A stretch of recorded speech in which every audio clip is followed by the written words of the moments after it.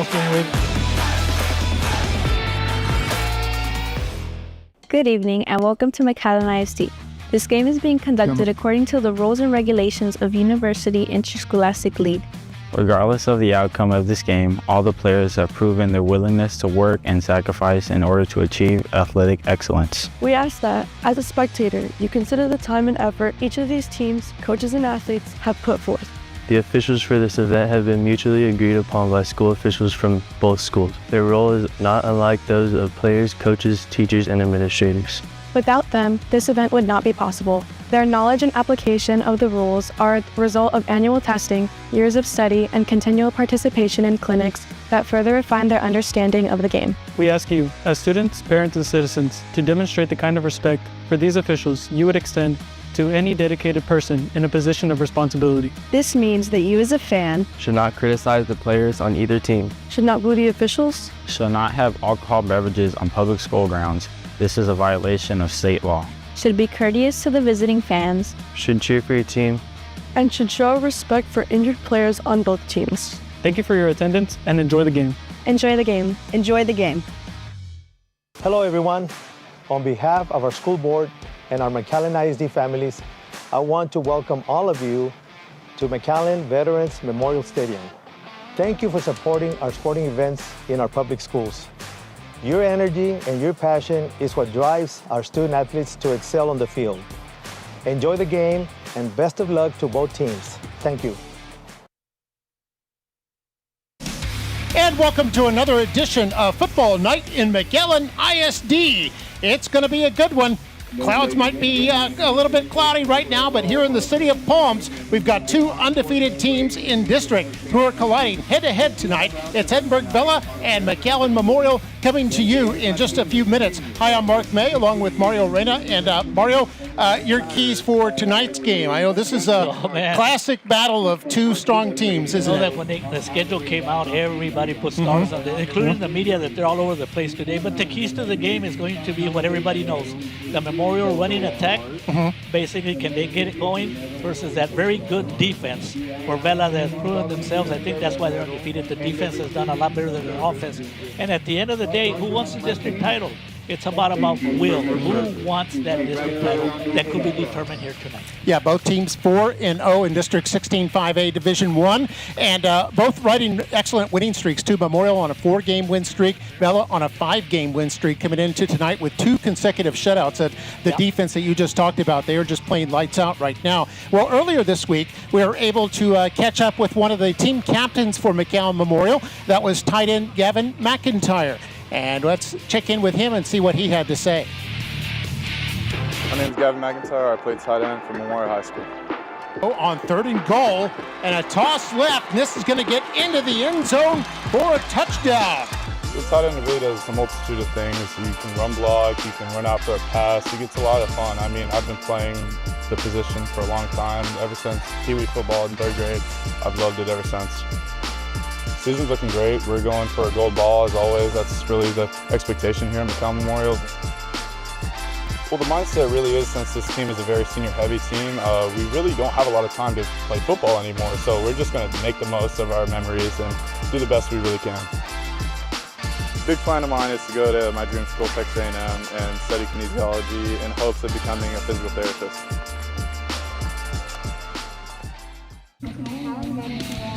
And yes, Gavin McIntyre, who's a second-generation Mustang. His father, John McIntyre, played the same position, tight end, for the Mustangs back in the 1980s. And now his son, Gavin McIntyre, following in those footsteps. And let's check in with our players to watch for tonight. There's a lot of good ones you could choose from both sides. But how about for Vela? How about wide receiver George Falls? He's only a junior, has 10 touchdown catches already this season to lead the team there. He's the leading receiver with close to 30 receptions and almost 500 yards in receptions. And then looking at the other side, there's an offensive stalwart for the Mustangs as well. A familiar name, Spates. This is Braxton Spates, and he is already over 1,200 yards rushing, has 10 touchdowns. In fact, he's averaging a scintillating 10.2 yards per carry, and he will be key for that Vela defense here tonight. And I will check in with the starters now for McAllen Memorial here tonight. And looking at quarterback Kane Coy, he comes in with 9 touchdown passes. We mentioned Spates. Jorge Munoz will be in there at fullback, and McIntyre at the tight end. The receivers, Hugo Rodriguez, Michael Alanis. Alanis has 5 touchdown catches. And then the offensive line, you've got all seniors there in Damian Lopez Castillo, Tadeo Zamora, Jose Rios in the middle, Ezekiel Osuna, and Sean Reyes. Reyes, one of the team captains. Defensive line, a 3-man front, Dylan Sanchez, Jose De La Garza, and team captain Javi Izaguirre.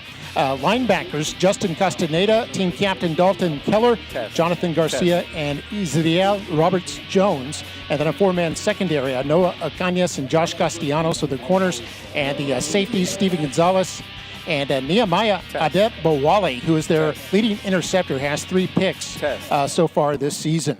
And one of the top players for Edinburg North that we'll talk about, Caden Hoover, who is among the nation's leaders in interceptions with 10 picks so far this year. Getting ready here in a moment for the national anthem. I think we're going to hear the alma mater first.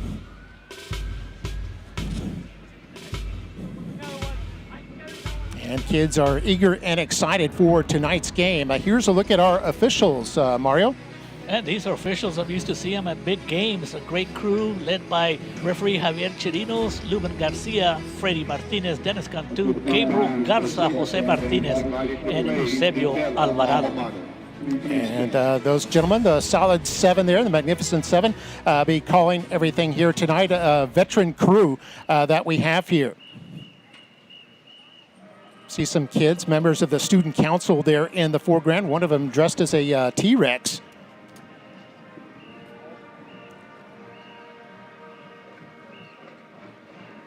Yeah, and you can hear the alma mater right now for Edinburg Vela High School. SaberCats, they opened up in 2012 and have had a stellar football program ever since. They went to the playoffs last year, and this year looking to get back there. They're 6-1 under Coach Ernie Alonso. They're in their 2nd year and coming in on a 5-game win streak.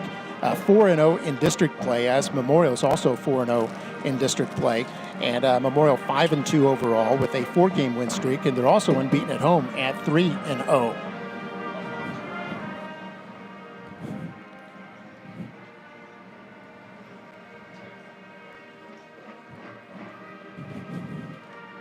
And so the leaders here tonight, we look at the quarterbacks.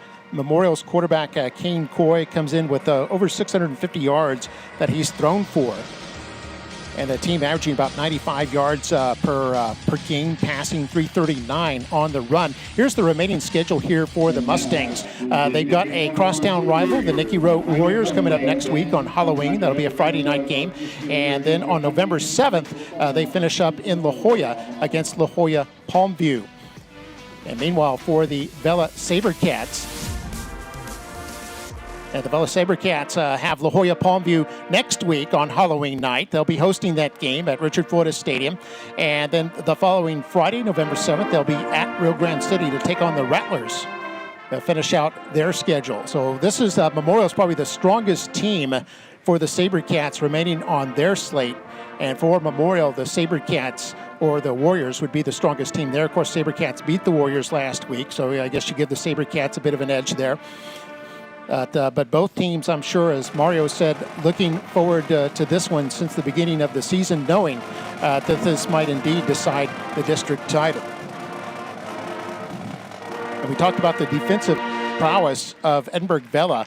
How about these numbers? They've got 2 shutouts. They've generated 23 turnovers. That's more than 3 turnovers a game. They have 21 sacks, which is about 3 sacks per game, and they're giving up fewer than 6 points. Outstanding defense, Mark, and that was the difference in the game against the McAllen Bulldogs. They created 5 turnovers, and they held the Bulldogs to 7 points in the victory, 10-7. Yeah, that was only a 3-point win there, as the Bulldog defense played really well, but just wasn't able to score enough points. Bringing out the color guard now as we're getting set for the national anthem.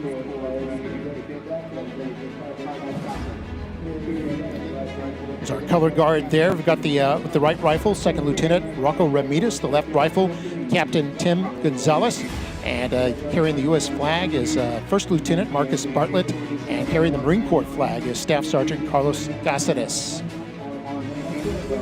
And our singers from the Memorial High School Choir will be Ximena Silva and Scarlett Johnson. Oh, say, can you see by the dawn's early light what so proudly we held at the twilight's last gleaming, whose broad stripes and bright stars through the perilous fight with the ramparts we watched were so gallantly streaming, and the rocket's red glare, the bombs bursting in air, gave proof through the night that our flag was still there. Oh, say does that star-spangled banner yet wave o'er the land of the free and the home of the brave?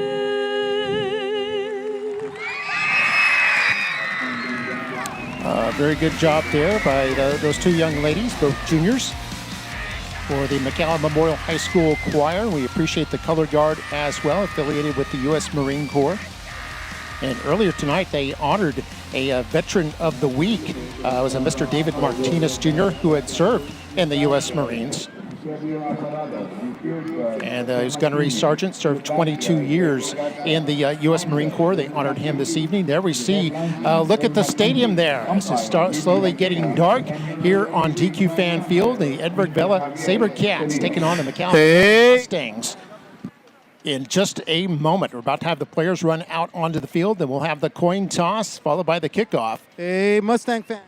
And where would everybody want to play a big football game? In a stadium that has 50 years in existence, here at McAllen Veterans Memorial Stadium. Yeah, a lot of memories here. More than 500 varsity games have been played here, and all kinds of exciting events, including in recent years, like the McAllen Holiday Parade and such. And there we see the Memorial cheerleaders. I think they're about to spell out. Yeah, there they go. They're spelling out the M and the U, and they'll spell out Mustangs there to get the fans all into it here. Under the direction of Mr. Pedro Ramirez. Won 2 state championships under Coach Ramirez, the UIL level. He's got 2 state championship rings. And could get another one. Yeah. And we also want to take a moment before we begin to congratulate the Mustang volleyball team. They qualified for the state playoffs, and they'll be playing Friday, October 31st against Brownsville Pace in the bi-district championship game. That'll be at Memorial at 6:30 p.m. coming up on Friday. Here come the Mustangs running out onto the field. And, the Mustangs, there's no secret about what they do, is there, Mario? They like to run that ball. Mark, if I was defensive coordinator, I wouldn't have to see any video. I just know they got a big offensive line. Get ready. They're going to come at you.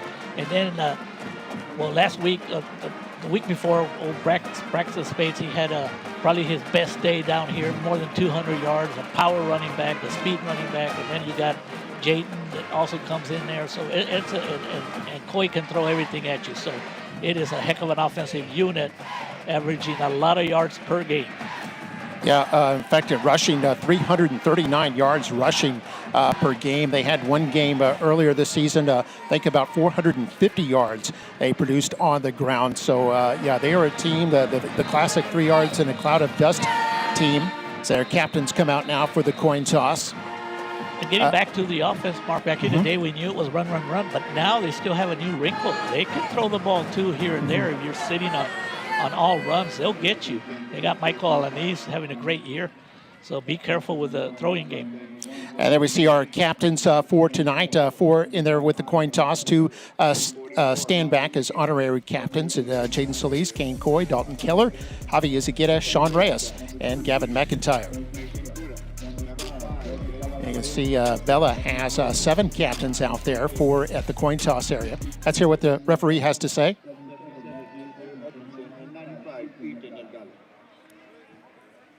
McAllen Memorial has won the toss and has elected to receive. We will begin the game with McAllen Memorial receiving at the north end zone. And Mark, does that surprise you there? The Mustangs, they won the toss.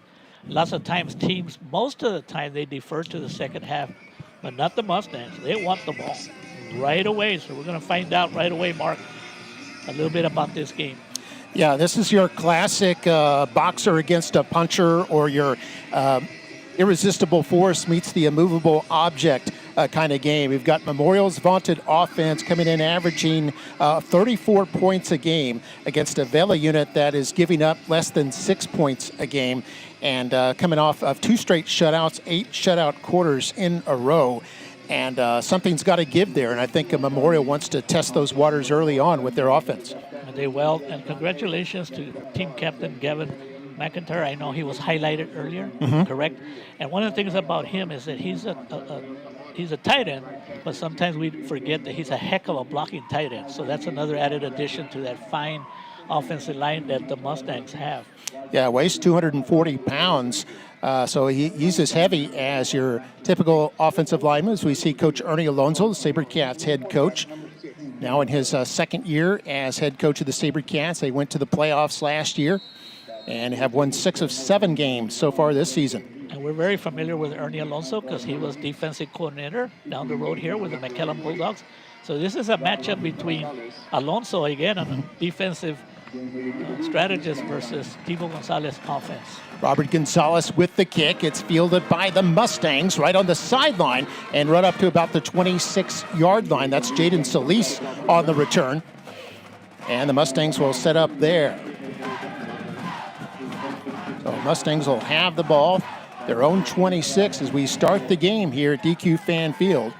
Vela in the, looks like navy or black pants with the dark blue and the white jerseys. McAllen Memorial wearing the Colombian blue with the navy blue. And of course they have the gold emblem on the helmet.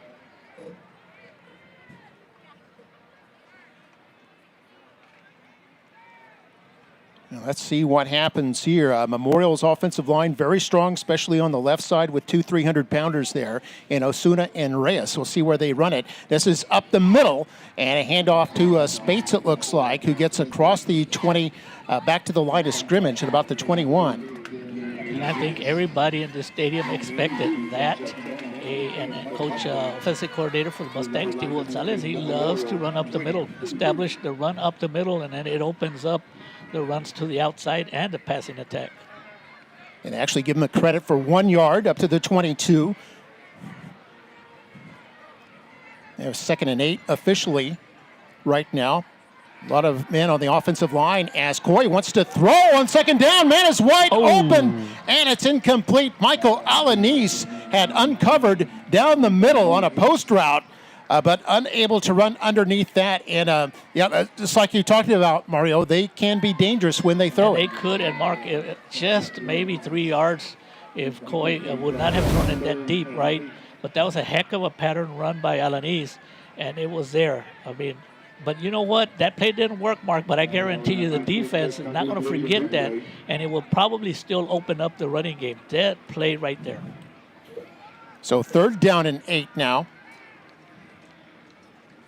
It's kind of situation Memorial likes to avoid as Coy out of the gun has time. Over the middle, this is caught. It's Alanis. Big first down, heading toward midfield into Vela territory, down to about the 45-yard line before he's finally brought down by O.J. Gano.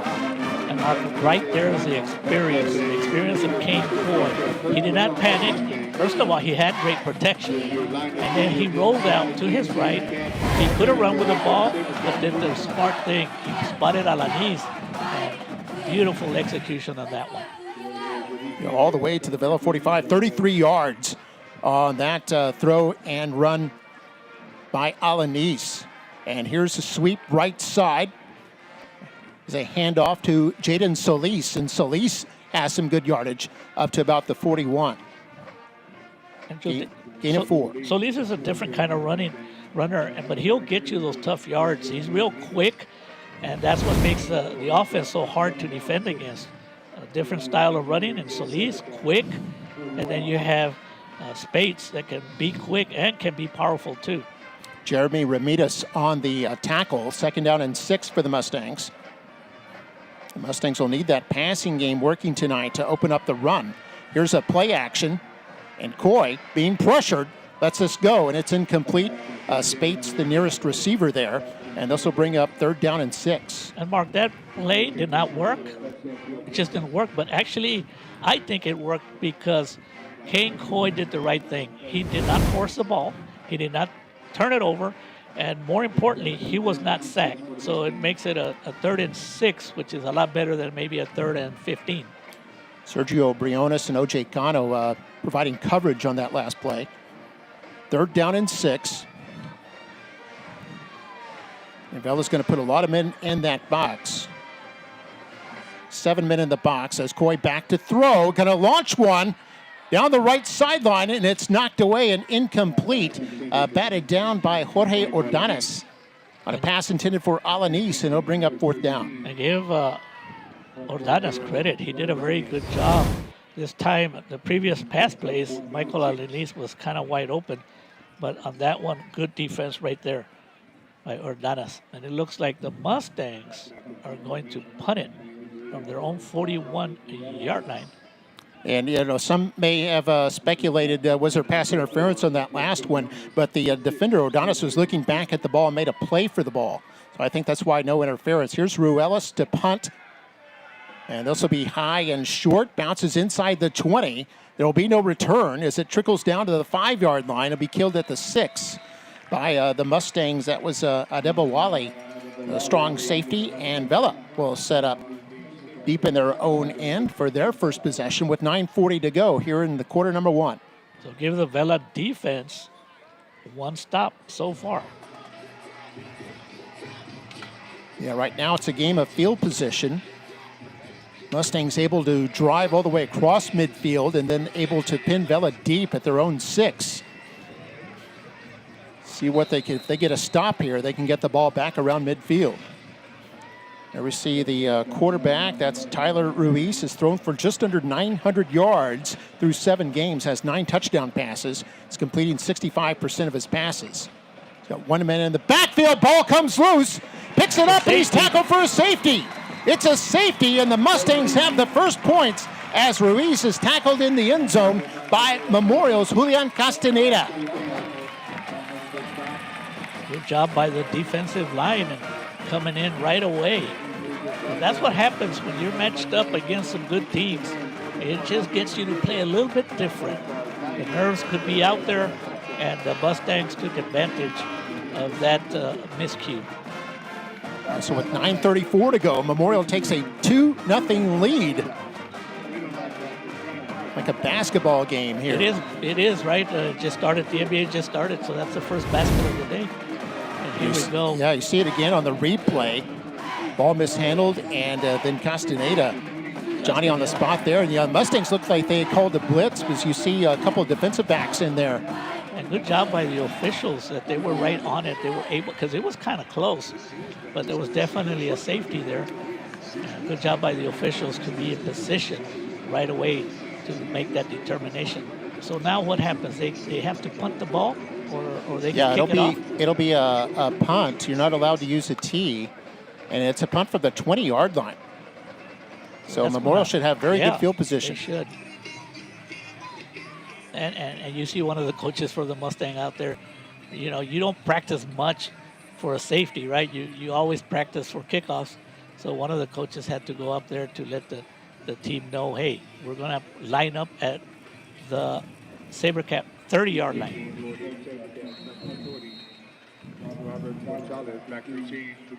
So you get 2 points, and it's almost as good as a turnover.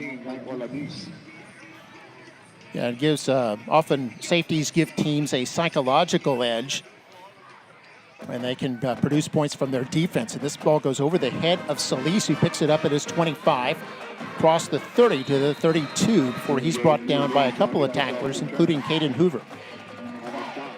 Mark. So far, my personal observations up here, I've seen a couple of Vela kids and Mustang kids kind of like giving each other a handshake, a high five. They know each other.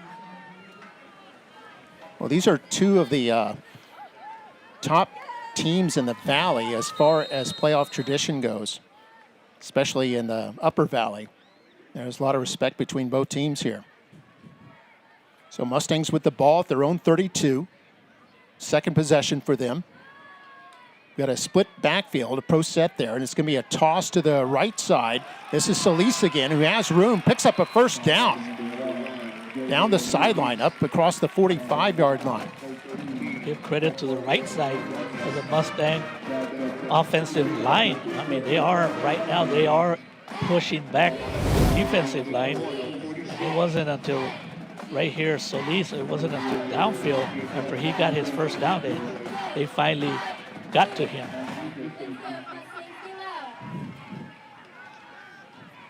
Just under 9 minutes to go, first quarter. Mustangs, 11 yards, or 14 yards actually, to the 46. Here's Spates. And Spates up for a gain of about 2 there before he's forced back by, among others, Noah Lopez of the SaberCats. He does a great job all year. He has done it. But it looked like a gain of 3, so that tells you right there, even a place where the Mustangs are not executing on the run game, anytime you get at least 3 yards, you still, you know, that's not bad. You're still kind of pushing back the defensive line. Second down, 7 now. 5 down linemen, play action. Coy with time over the middle. And this is incomplete. Was trying to hit the tight end, McIntyre. It's in double coverage there with Devin Caballero and also Noah Lopez. Lopez almost coming down with the intercept. I think Lopez is probably thinking that maybe he should have come up with an interception. It did hit him in his hands. So the Mustangs dodged the bullet right there. As you take a look at Gavin, he's going to go get the ball. Correct myself, Caballero actually the one who almost picked it off. The dive there at the end. 3rd down and 7. Mustangs 1 for 2 on 3rd down. 4 down lineman for the SaberCats. Coy out of the gun. Has plenty of time. Gonna go long down the middle again. And this is incomplete. Intended for Solis, who is again double covered. And give a little credit here to the SaberCats secondary. They've not had any breakdowns. They've had double coverage on the intended receivers in the last 2 possessions, the last 2 plays. First of all, good protection for Coy, but nobody was open, so that is a stop because of the good job by the secondary for the SaberCats. Sergio Briones on the coverage. Briones also back to receive this punt at his 10-yard line. Second punt by Ruelas. This takes a SaberCat bounce. Will be killed by Stevie Gonzalez inside the 30. So this will be good field position here for the SaberCats. 7:59 to go in the first quarter. The Memorial up right now by a safety. There is a safety that Vela conceded back in their opener against Edinburg North. That was a 38-2 win for the SaberCats, giving up only a safety that prevented them from getting what could have been their 3 shutouts right now. And by the way, that safety ended the 8-quarter scoreless streak that the SaberCats had. You could still say their defense still has a scoreless streak going. There was a penalty mark that we're talking to Coach Patterson. We're going to see what's going to happen. Substitution infraction. Defense. 12 players participated in that play. 5-yard penalty. Replay. 4th down. So now there's a replay mark. It's going to be 4th and 2. Will Coach Patterson change his mind and say, hey, we've got those 2 yards all year. It could be a confidence builder for the Mustangs if they go for it. And if the defense comes up with a stop, it's going to be a confidence builder for them. So this is a pretty, it's early, of course, in the first quarter with 8 minutes to go. This is a pretty big play as far as building momentum. Well, Mustangs so far have 21 yards on 4 rushing attempts. That's 5 yards a carry. They might just decide to go for this. It could be a quick opener up the middle for Spates or a rollout by Kane Coy. And they do. If they don't have their punting unit out there, it looks like they will go for this on a 4th and a long 2. Unbalanced line to the left. And they're going to run it left. That's a handoff to the fullback. And doesn't look like he got close. He needed to cross the 45 to the 44. That was a Jorge Munoz on the carry, and the Vela SaberCats come up with the big play. Huge play by the defense for Vela. And that's how you stop a 2-yard run, is that your linemen have to win at the point of attack, and that's what they did.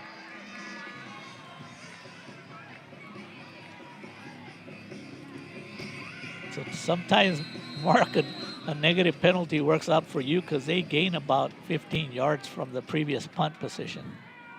Yes, turnover on downs, 7:53 to go. And here they want to throw on first down, going deep. Man is there, caught at the 20 and in for the touchdown. That is one of their top receivers. That is Hoover, Caden Hoover, who has the 10 intercepts on defense, and he also plays offense. And they go to him deep on first down, and it connects for a 54-yard touchdown. And that's how quickly, in games like this is how quickly momentums shift. And that's Hoover's 6th catch of the year. And didn't have a touchdown on the air, but now he gave him his first touchdown. Great pass. Extra point try by Robert Gonzalez is up, and it is good. And our score, with 7:45 to go here in quarter number 1, is 7-2 in favor of the Vela SaberCats. Another look at the touchdown here. You can see Izageta was blitzing, almost got to Ruiz. Ruiz able to get a perfect pass off to his receiver, Hoover. And Ruiz with his 10th touchdown pass of the year. And Hoover with his first touchdown catch. We'll be back here on Football Night in McAllen ISD. In South Texas, we know family is everything. That's why at South Texas Health System Clinics, we focus on providing exceptional care for generations of patients. Our family practices offer a wide range of services for every member of your family, from infants to seniors. Our experienced physicians take the time to listen and provide personalized care, ensuring the health and well-being of your family for years to come. At South Texas Health System Clinics, we're dedicated to keeping families healthy and happy. We are here for you every step of the way. And welcome back. Mark May with Mario Reyna here on Football Night in McAllen ISD. And it's the SaberCats on top. Big play there. They had a one-play drive, went 54 yards. Touchdown catch by Hoover from Ruiz. Good job by Jaden Solis on the kickoff. Mark, he brought back some balls. I want to give credit to Robert Gonzalez, the field goal kicker for Vela. He is now 29 out of 29 on extra points and 5 for 5 on field goals. He is 100% for the year. And I hope I don't jinx him. See, he's only a junior. Doing very well. Here's the Mustangs, 1st and 10 at the 37-yard line. And here's a big play here, and look at this. Jaden Solis with a nice move, taking off to the races, all the way down the right sideline. Touchdown, Mustangs. And the Mustangs are right back in it. Game on, Mark. Game on. That's what we want. Game on. You better save your voice, Mark, because you're going to be doing a lot of that. And there's no penalties. Once again, the offensive line. And that's what happens. You know, Braxton Space, he gets a lot of attention, Mark. And sometimes everybody thinks he's going to get the carry. And we talked about Jaden Solis. He is very capable of doing what he just did. He came into this game with 43 carries, 232 yards, had two touchdowns. So he's adding to the total, definitely. And you saw Coach Moses Patterson holding up 2 fingers, signaling he wants his team to go for 2 here. And that makes sense. That makes sense. Yeah, this would put him up by a field goal. So from the 2.5-yard line, they'll run for 2. Split backfield. It's Spates and Solis. Throw into the end zone. Caught. Beautiful. McIntyre. His first catch of the season, and it goes for 2. I talked about that in the pregame, that maybe McIntyre. I spotted him early when they were warming up. They were throwing some passes to him. I didn't know they were doing that just to send out a decoy to the the SaberCat coaches. But what a call right there by Thibaut Gonzalez. Nobody expected a pass. And here we go, 10-7. Yeah, it is definitely game on here at DQ Fan Field with back-to-back touchdowns there. Back-to-back one-play drives. Another look at the touchdown here as you see Solis got some great blocks from the right side of that offensive line. He sure and took did. off untouched. He sure did. One of them right there was number 70, Ezequiel Osuna, the 310-pound offensive lineman. And the Mustangs lead at 10-7 after the successful try for two. And both these teams now know they're in a slugfest here at in McAllen. See, back to receive is Ryan Zuniga, and Ruelas will do the kickoff duties. You have a feeling, Mark, the way they're playing with each other, the difference in the game could be a turnover or bad penalties. So we'll see how that materializes down in the third and fourth quarter. Here's the kickoff. It's going to be fielded at about the 17. Right up ahead to the 30. A flag comes down as the returner crosses the 35 up to about the 38-yard line. It was Zuniga on the return. We'll see what the flag is about. And those flags usually goes against the receiving team. During the return, illegal block in the back. Return team, number 7, 10-yard penalty from the foul. First down, Edinburg Vela.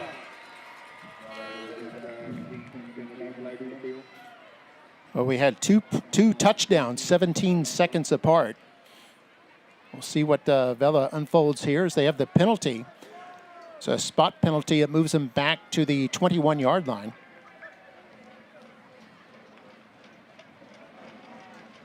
So because on the last possession, the SaberCats were able to be successful on the throw, it could open up their offensive running attack.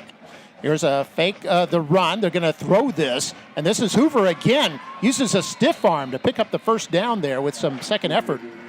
And Hoover with 2 catches early on here, and Vela has a first down. They're going with a pretty quick offense, a hurry-up offense, to try to catch the defense off guard. Another quick pass. Yeah, another quick pass. This is officially tackled in bounds. This time the Mustangs ready for it. Mustangs, Josh Castellanos doing a good job, Mark. But what happens when you throw those little passes, they can be setups for later on a quick fake to a quick pass and then go down on a post play for a long bomb. So we'll see if that happens later in the game. So Ruiz right now 3 for 3 for 70 yards. 10-7 Memorial right now. Still in the first quarter. And here's a fake right here. A little misdirection, and that is Hoover again on the carry. And then the tackle, J. Aron Aguirre came into the game with 43 total tackles of 27 now solo tackles. Also saw the safety, Stevie Gonzalez, in there on that tackle. Because of the success in the passing game, everything is open right now for the offense. So Ruiz out of the gun now. With time, throws deep, and this is tipped up in the air, incomplete. Looks like it was intended for George Falls. We talked about him in the pregame, came in as the leading receiver for this SaberCat team with 27 receptions for 485 yards. 10 touchdowns. On the coverage for the Mustangs was, let's see, that was number 6. Number 8, I'm sorry, Noah Ocañas. It's the cornerback. And if you want to see how a defensive back plays defense, that was right there, perfect execution by Ocañas. And now we see back to receive for Memorial is Michael Alanis standing about his own 20-yard line. First punt of the night for the SaberCats. And I don't think Alanis will be able to generate a return. It's a little bit short, but takes a SaberCat roll and killed at the 26-yard line. So Mustangs will get the ball at the 26, 5:44 to go in the first quarter. We've already seen 17 points. I was going to say it for first quarter, 5:44 still left. There's a lot of activity that has already happened. Seen a safety, seen a 2-point conversion, and a couple of touchdowns. But yeah, most of the media throughout the Valley had this game pegged as their game of the week. Two teams, both 4-0 in the district race. Slugging it out here tonight. Here's Spates to the short side and is able to pick up a yard to the 27. He'll bring up second down. And so far, the Vela Sabercat defense, they are keying in on Spates. And he has not gotten the opportunity for more than a 5-yard carry. But we know what he can do. Very explosive at any time. You can stop him, but at any time he can break it. Yeah, he's one of those you have to game plan around, basically. And here's a handoff for the Mustangs. And big hole here in the end. Solis again. The Solis into the secondary with another first down for the Mustangs and up near midfield at the 48. And we talked about how a defense is going to key in on Spates. But you can't forget Jaden Solis, especially after the touchdown run and this run, he's going to get close to 100 yards here in the first quarter. See, that run was for 21 yards, and he had the 63-yarder for the touchdown, so he's at least at 84 right now. And I like how Solis looks like he's tired. Yeah, but give him the ball and he forgets he's tired. He'll take off. 4.5 to go first quarter. Mustangs, new set of downs at the 48-yard line. Coy, play action. Now let this go. Man is open. It's Spates. Another first down. Oh, my goodness. Almost broke a tackle there and comes down at the Vela 35. Tackled by Jorge Odanes. And that's what makes Spates even more dangerous. If you can be a running back that's capable of catching the ball, and that's what happened, but give Kane Coy he made a great pass. But look at what happened there at the end. Welcome to the game by Spates on number 13. Which was Jorge Ordanes. I don't think Jorge is going to forget how hard he was hit.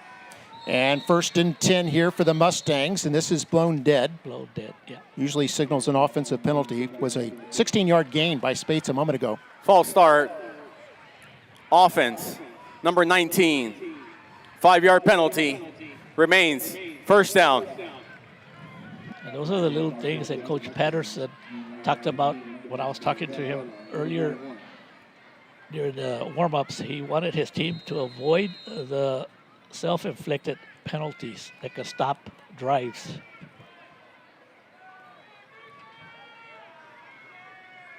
So that moves the Mustangs back 5 yards to the Vela 41, 1st and 15. They're going to sweep this right, or try to, and a nice stop there by Vela. That was on Solis, and the stop there in the backfield by Mario Cavazos, who's their top tackler, as a middle linebacker. Mark. He came in here with, get this, 80 total tackles, 47 assists, and 33 solo tackles. He just has a nose for the ball. To give you an idea of how decisive that is, he's 23 tackles ahead of the next closest teammate. So yeah, Cavazos is all over the ball. Also leads the team with 3 sacks as well. Here's the Mustangs, 2nd and 17. Coy back to throw. Over the middle, and tipped and incomplete. And now a player a bit shaken up there. He found an open man, but just couldn't bring it in. Good route run on that one. And even though it was not completed, that shows you what Kane Coy can do. Mark went back, quick throw, and more often than not, that pass will be caught. That was Alanis, the intended receiver. We know Alanis does not drop too many passes. So look for him to come back later in the game and do something very productive. Mustangs 1 for 3 on 3rd down. 3 trips to the left. Coy with plenty of time on 3rd and 17. And now throws, finds a man open Spates, but Spates appeared to take his eyes off the ball just as it came in, and it'll go down as an incomplete pass. And once again, Kane Coy, he bought some time, Mark. Give the credit to the offensive line. Good protection. Look at him here. He had plenty of time for the routes to develop. Even was directing traffic, and that probably would have been a first down. So the Mustangs will bring on the punting unit. This will be their third punt here. And Ruelas will send this one to the right side a little bit. Bounces inside the 20, takes a big Mustang roll here. It's going to be inside the 5. Trying to wheel that ball on. It's going to be killed at about the 3-yard line. And for the second time here in the first quarter, the Mustangs have pinned the SaberCats inside their own 10-yard line. And we know what happened last time. That was a safety. So good job by the SaberCat defense on getting themselves another stop. And it's going to be important here for the SaberCats to try to get a couple of first downs so they don't give the ball back to the Mustangs around the 50-yard line.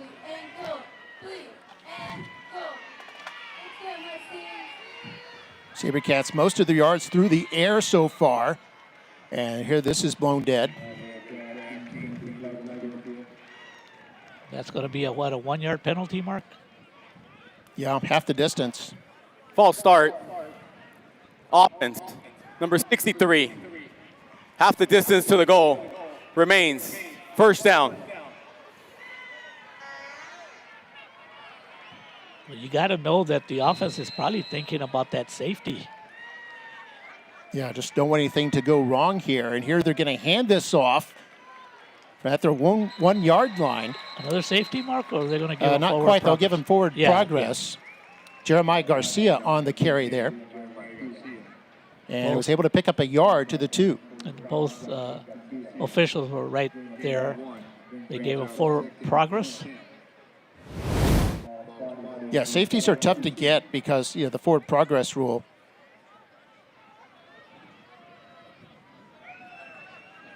That rule came about in the 1970s. Before that, you could push a man back and get credit for it. Here's a fake. They fake the run, throw this over the middle, and it's caught. It'll bring up third down. It's a catch by Hoover, and they'll get out to the 8-yard line. And you really don't want to pass when you're deep in your own territory like that, but that was a pretty good safe pass to one of your best athletes, which is Hoover. And actually, if the ball would have been thrown a little bit better, he might have been able to get more yardage. Yeah, in fact, that was that play had a lot of potential. I think he only had one defender in front of him. If he had been able to catch that ball, could have taken it the distance. Here's Vela on 3rd and 4. First time they face third down. But trips to the left side. Ruiz back to throw, now wants to run it. Has the first down. And slides down safely at the 15-yard line. Gain of 7. That's a very, very smart play. Get themselves a first down, and they're in a hurry-up offense. Good job by quarterback Ruiz. And on first down, they'll hand this off again to Garcia. Garcia able to fight his way across the line of scrimmage up to about the 17 or 18-yard line. Looks like they're going to credit him with a 3-yard gain. Even though it was a hurry-up offense, it did not fool the defensive line for the Mustangs, as they were able to get to the runner right away. Vela's offense averages fairly balanced, averaging about 150 yards rushing, 175 yards passing. So a balanced attack. Here they want to throw on second down. So a new quarterback we have in there, by the way, is going to run for a first down across the 20-yard line. New quarterback is Gavin Castillo, Jr. Castillo came into the game with 47 attempts, 27 completions. 11-yard pickup. Good job by the SaberCats. 2 first downs, critical at this time. They're going to fake the handoff, throw this, and man was open, incomplete. He was open, Mark. Good point on your part. But that's what happens when they have those little short passes, Mark. It sets up the defensive backs. They think they're going to do that again, and then all of a sudden they go for the home run ball, and that's why that receiver was open. Yeah, Tony Villalobos is the intended receiver. Mustang defender was cornerback Josh Castellanos. And you're on 2nd and 10. Noose steps up in the pocket, throws, and this is caught. And out of bounds, threw into a crowd there. Wow. And it was caught by Mason Cura. Good rollout, but I'm impressed by Keller right there. He hustled to force it, and I thought he was just throwing it away, but he found his receiver for another catch. All the way up to the Vela 48, gain of 19 yards there. And here Castillo wants to throw this one. This one's caught, but it's going to be a tackle for a loss there. Great play made by the linebacker Castaneda, the man who got the safety earlier after the pass was caught by Chris Caballero. That's a play you might want to throw away. Yeah, they lost 2 yards there. That's going to be the last play of the first quarter.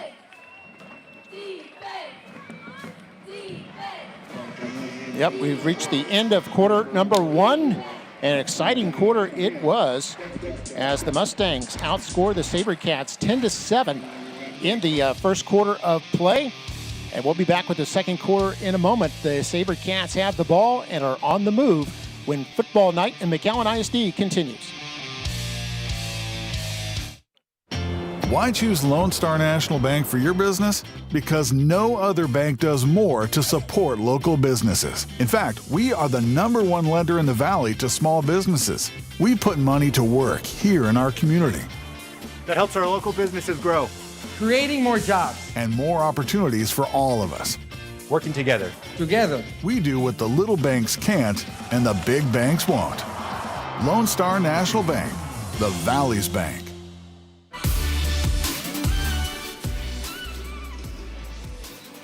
And we're back for the start of the second quarter. Mark May, Mario Reyna, happy to have you with us, along with the rest of our MITV broadcast crew. A lot of media tonight. You can see those yellow vests there. Those aren't crossing guards, so those are members of the media. So out there on our sideline. Also, off to the left there, you see the police officer. That's our police chief, Chief Joey Silva, head of the McAllen ISD Police Department. And we appreciate our boys in blue and all the hard work they do protecting our students and our staff every day. Second quarter, teams have switched sides as throw by Castillo, and this is caught by Caballero. And a good open field tackle there by the Mustangs. That was Castellanos. And it'll bring up third down. Again, the hurry-up offense. A good open field tackle. And here on third down, pass tipped at the line of scrimmage and incomplete on 3rd down and 4. It was intended for Falls. And Mustang defensive lineman got his mitt up there and able to knock that one down. See if we can see who it was. Jonathan Garcia, was it?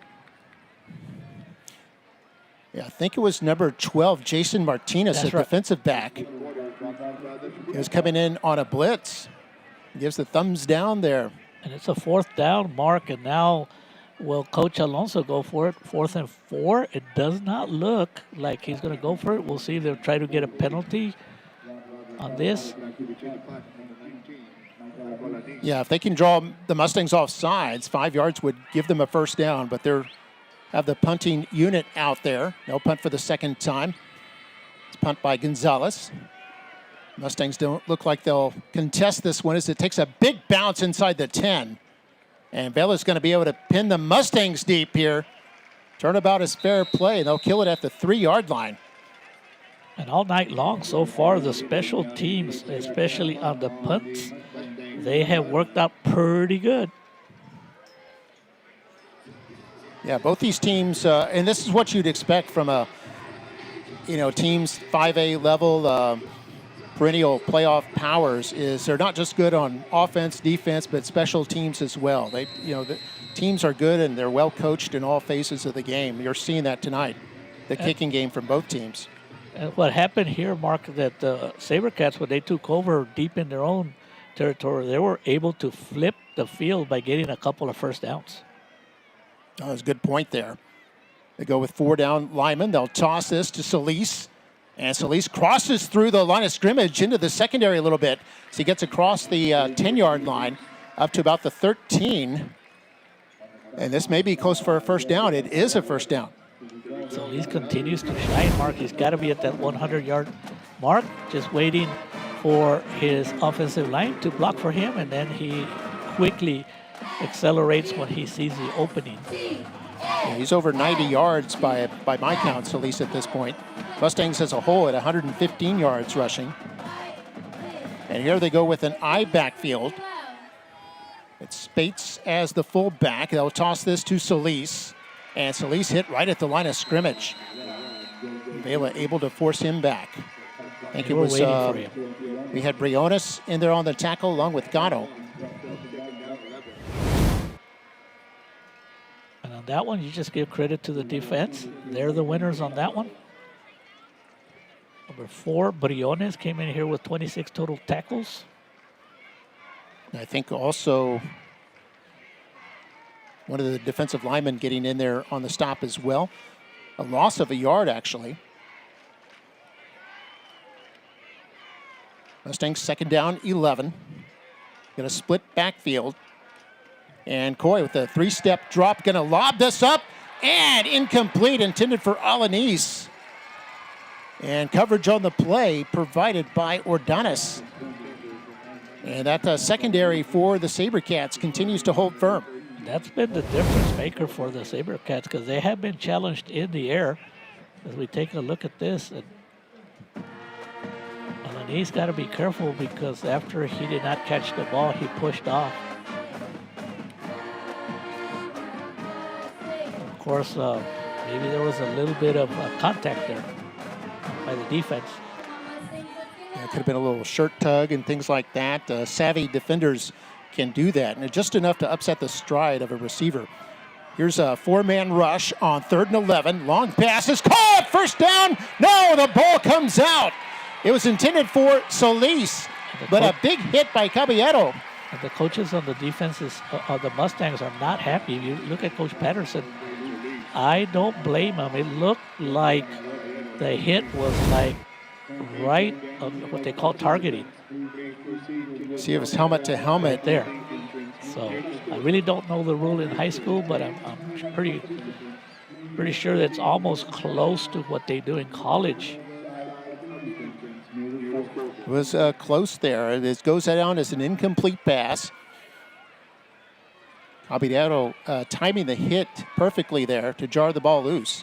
And it's 4th down here for the Mustangs. Ball bounces in to Ruelas. He's able to get it off for his 4th punt. Fielded at the 47-yard line. This is Hoover. Hoover for a lot of yards here. Inside the 25 now at the 15, and all the way down to the 12. Ran it all the way back to the Mustangs' line of scrimmage. And Vela will be just 12 yards away from regaining the lead. Special teams come back to help the SaberCats when you have a good athlete. I think what messed up that right there, the coverage mark, is the snap. Kind of made the kicker panic a little bit. Maybe he did not kick it as high as they usually can, but there was some good blocking on that side by the special teams, and let's give Hoover credit, man. To start off at the 12-yard line, wow. Yeah, 41-yard punt return by Hoover. Now a throw toward the end zone, and this is incomplete. Went off the back of Castellanos, intended for Falls. 3rd time they've targeted Falls, their leading receiver. He's yet to come away with a catch tonight. It'll be 2nd down from the 12. And Mark, getting back to that play where Coach Patterson and the rest of the coaches thought there was a little bit of targeting, that's how important the officials are. They have to make that judgment, and they didn't think it was targeting, so instead of an automatic first down, I think the SaberCats got the ball. So 2nd and 10. And here's a nice run up the middle. Big hole there for Garcia. And this will be inside the 5. We'll see if it's enough for a 1st and goal. And it is. And the blocking was just unbelievable on the right side. That was Keller who saved the touchdown there, the linebacker. Yeah, he hustled all the way to save the touchdown. Yeah, we'll see if that pays off. Team high 56 tackles.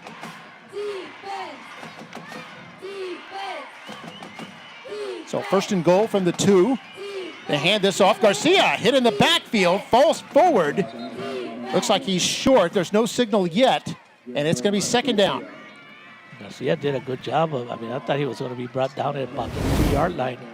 Right there, he got hit, but he continued, he spun, and got himself closer to the end zone. I believe they're at the 1 now, so it's second and goal. 8.5 to go here in the first half.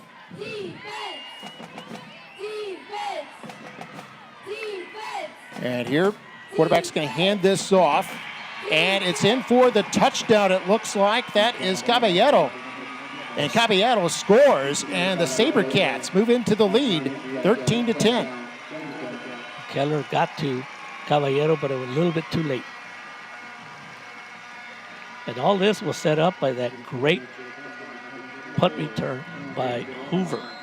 So Hoover doesn't get credit for the touchdown, but if it wasn't for his great punt return, that wouldn't have happened. Yeah, just a 12-yard drive. A Mustang is offside there, blocks the extra point. And this will be a half the distance penalty, and they'll kick it again. Might have been Adeba Wally who got that block.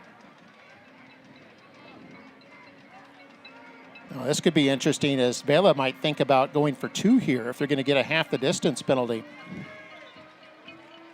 I think they'll still go for that extra point because a 4-point lead Offside. is a lot better than a 3. Defense, number 22.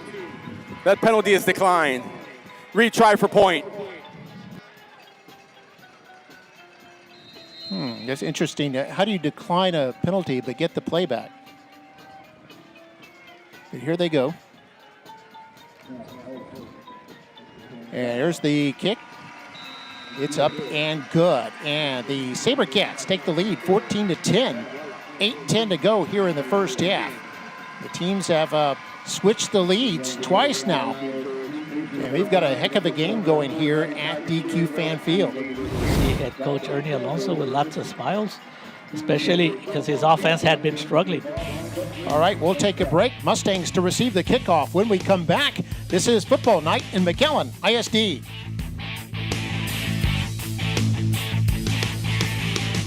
The Sames Back to School sale is your perfect way to win. 6 weeks of perfect attendance earn students a chance to win a new car from Sames. And any student gets $500 off MSRP at Sames McAllen Ford, or always online at SamesMcAllenFord.com. Drive local, drive Sames.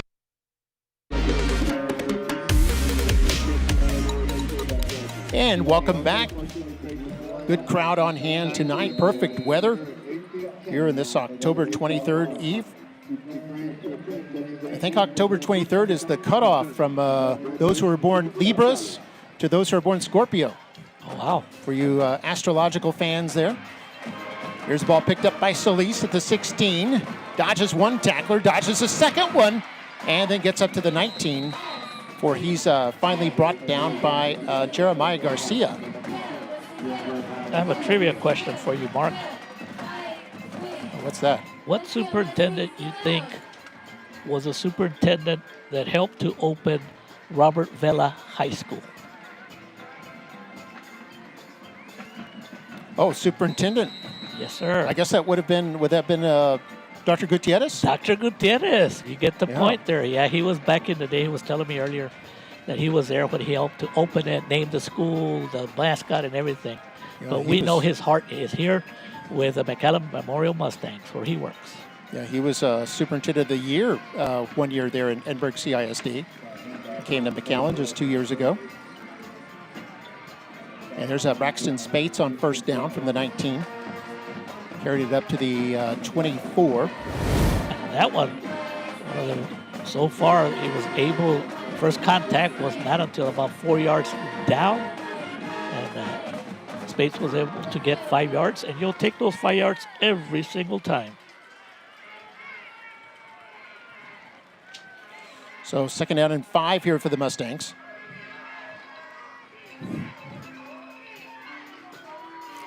High backfield, they'll give it to Spates.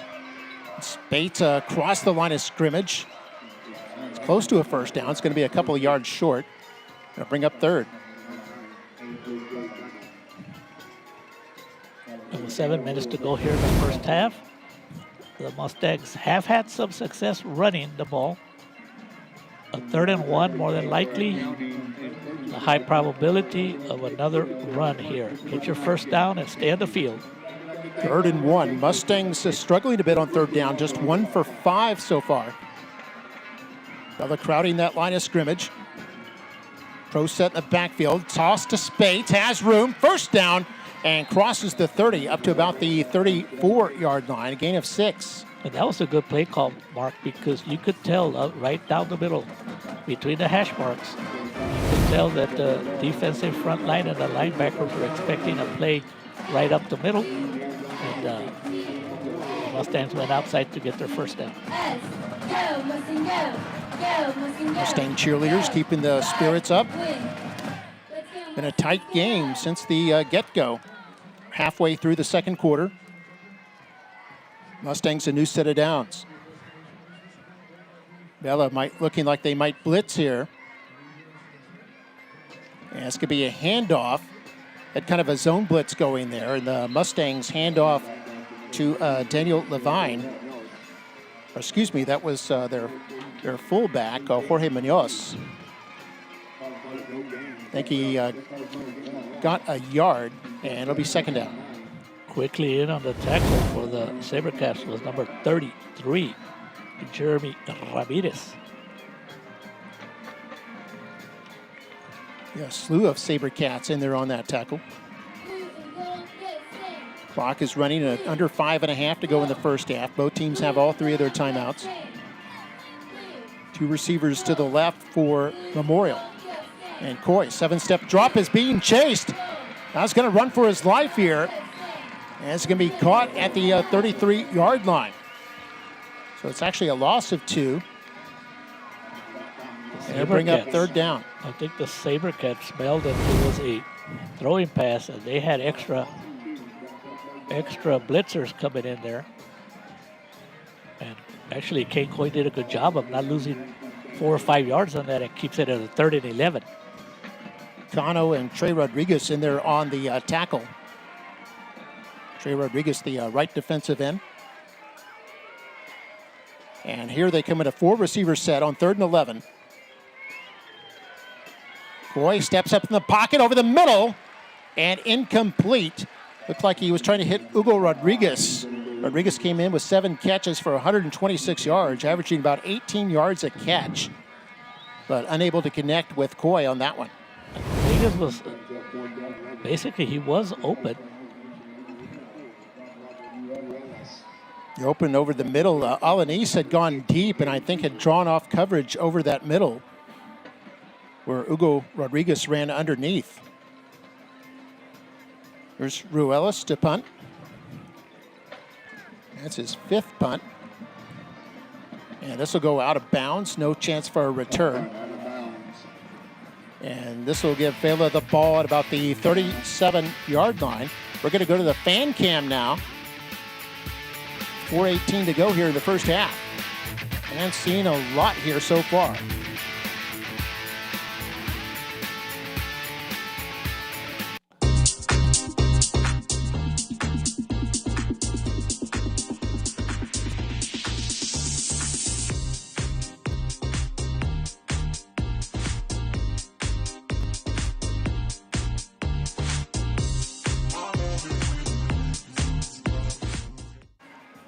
First and 10 for the Vela Sabercats.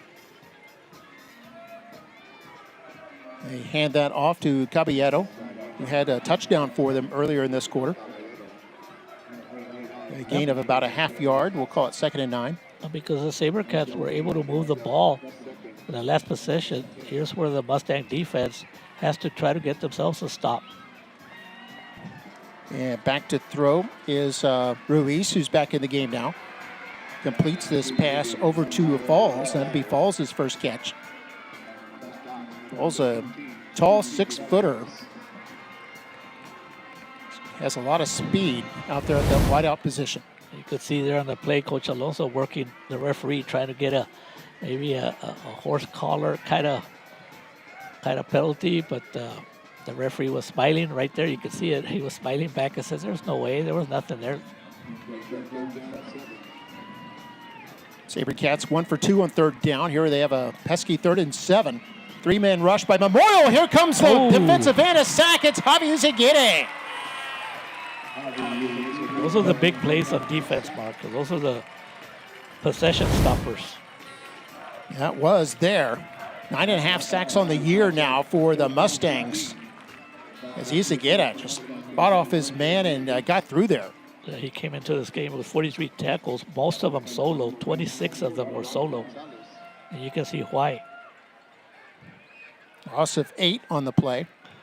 Big play by the Mustang defense.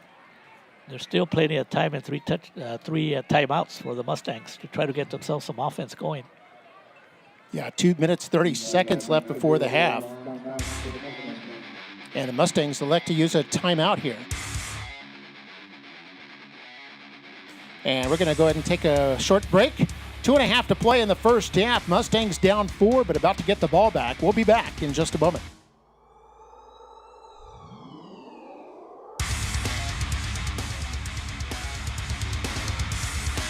The McAllen Education Foundation proudly supports teachers. Since 1996, the foundation has funded innovative teacher grants worth more than $550,000. And benefited close to 60,000 of our students. These grants allow us to explore our imaginations and open new worlds for our students. They raise funds by hosting a bowling tournament and helping with the superintendent's golf tournament. And we appreciate those sponsors who'd made it happen. You can help too by donating at the McAllen Education Foundation website. Thank you, McAllen Education Foundation, for all that you do.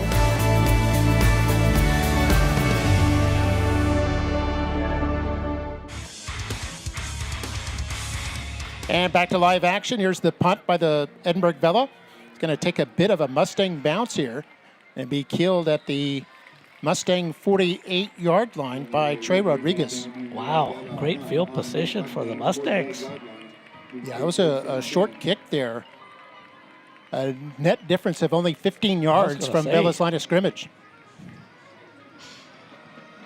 So far, the SaberCats were having a good day on specialties, but not on that one. And we'll see if the Mustangs, with 2:25 left, and 2 timeouts and that extra timeout they get at the 2-minute time, see if they can punch it in for some points. So 1st and 10, have 2 of their timeouts left.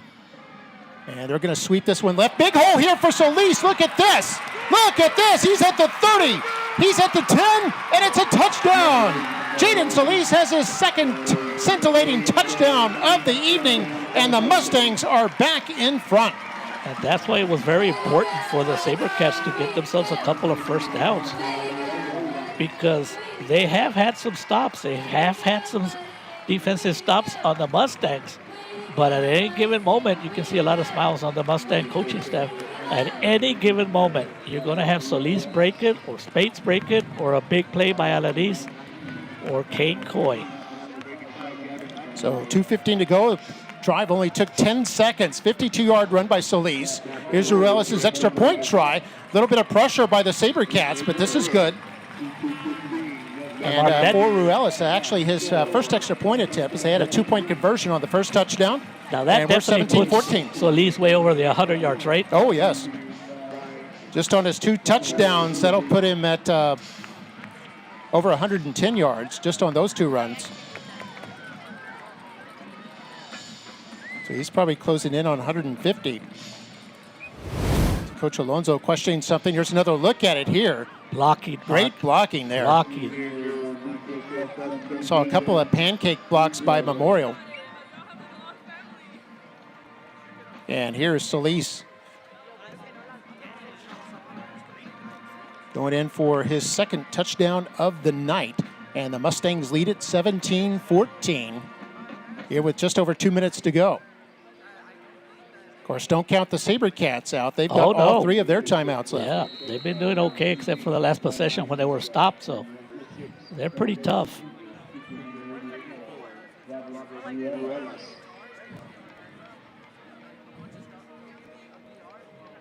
There's the kick by Ruelas.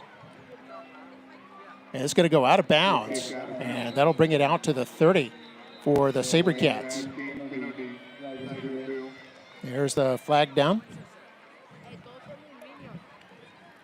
Free kick out of bounds. Kicking team. 5-yard penalty. Re-kick. Re-kick, Mark. You do have the option to have the kicking team re-kick it on a play like that, and evidently that's what the SaberCats have decided. Instead of taking it at the 30, we'll have them retake it. I think Coach Alonso for the SaberCats, he would like to give his athlete, Caden Hoover, an opportunity. We've seen what he's done before. He should be out there somewhere, isn't he, Mark? Receiving? Oh, yes. He's a triple threat on all three phases of the game, standing out about his 15-yard line. Mark, are Ruelas forced to kick it again. Legal? Look at the kicker's pants, man. Yeah, well, the kicker's not. The kicker is an exception to the rule that you must wear knee pads. And so some kickers elect not to do it, and out of bounds again it goes. They'll take the 10 yards, 5 and 5. Free kick out of bounds. Kicking team. 5-yard penalty. Re-kick. So SaberCats will move him back again. So that's already 10 yards. I don't think he's doing it deliberate. He wants to kick it close to the sidelines, but he just hit it a little bit too far out. Yeah, Coach Ernie Alonso in his second year.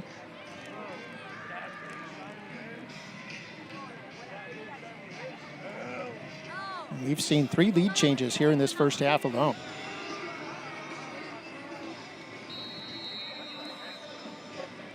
Actually 4 now, 4 lead changes.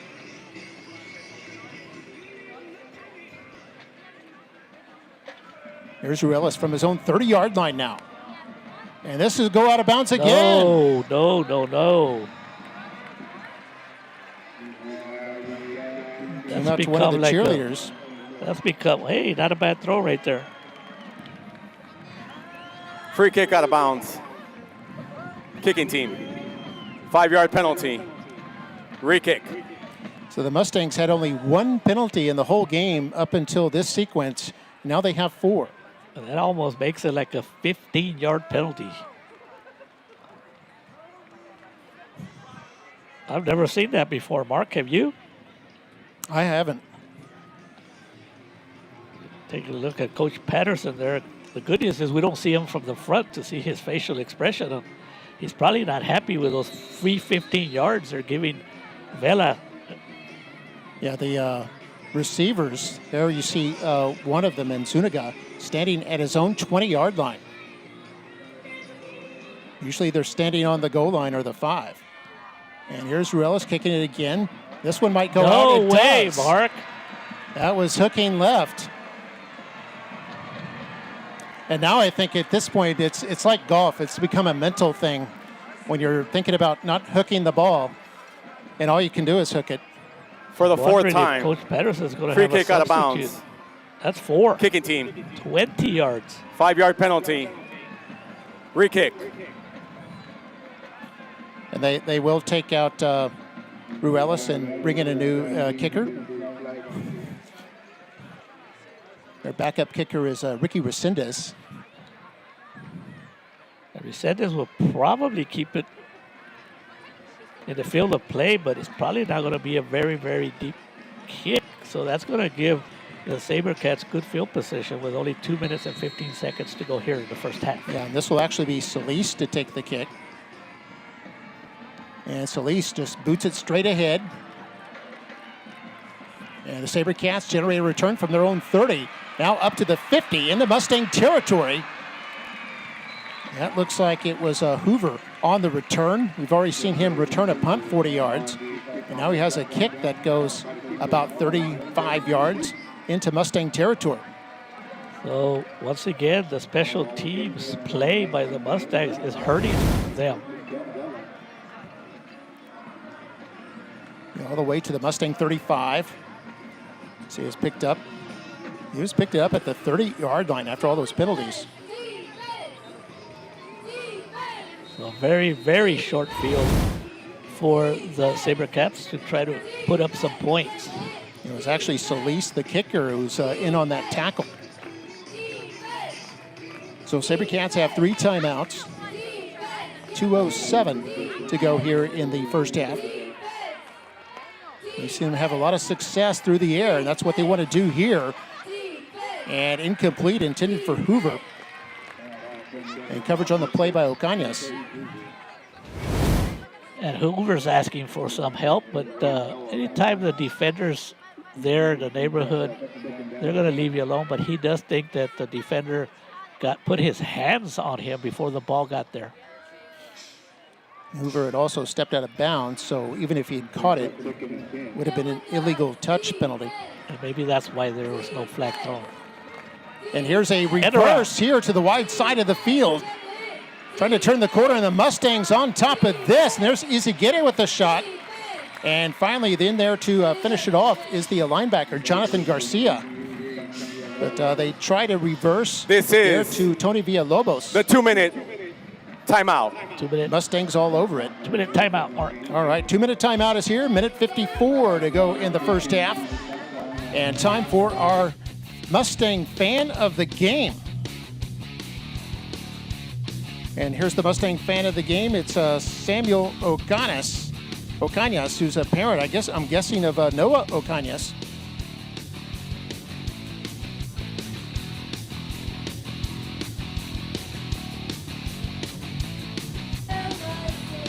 There we go. And of course, we have the principal, Mr. Ramiro Castillo, principal of Memorial. We have our superintendent, Dr. Rene Gutierrez, out there as well, the one pointing toward the screen. Our deputy superintendent, Ms. Lorena Garcia, on the right side there.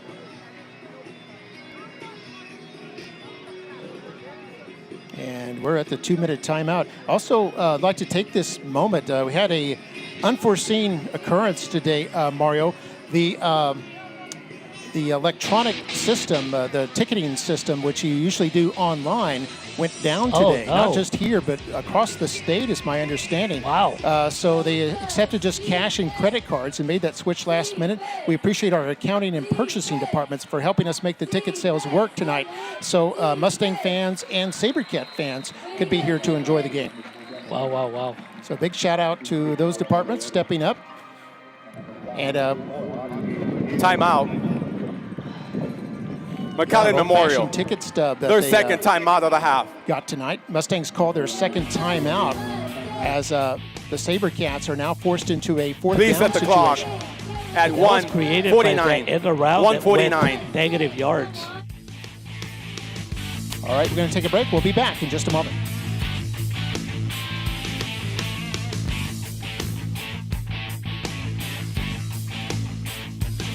McAllen ISD has 2 major awards to start the new year.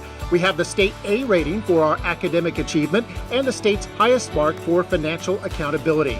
It's student success while managing the public dollar with expertise. McAllen ISD, we are all in.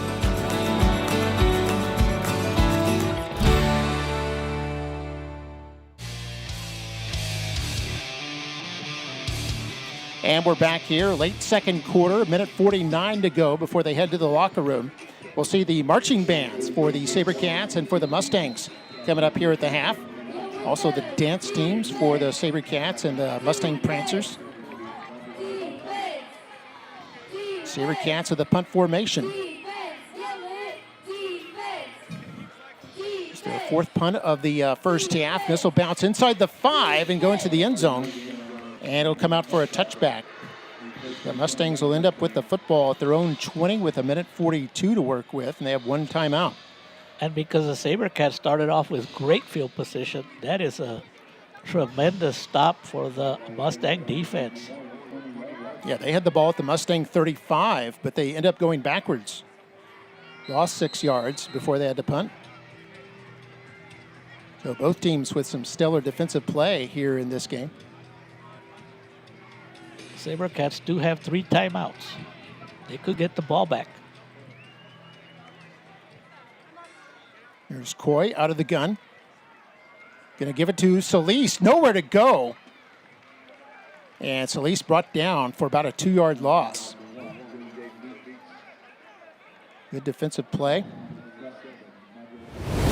It looks like the defenses are starting to get a little grip on this game. Both defenses playing well. Anytime you create negative plays on first downs. Yeah, Mario Cavazos, the middle linebacker, in there on the stop, along with defensive lineman Ethan Delgado. 2nd and 12.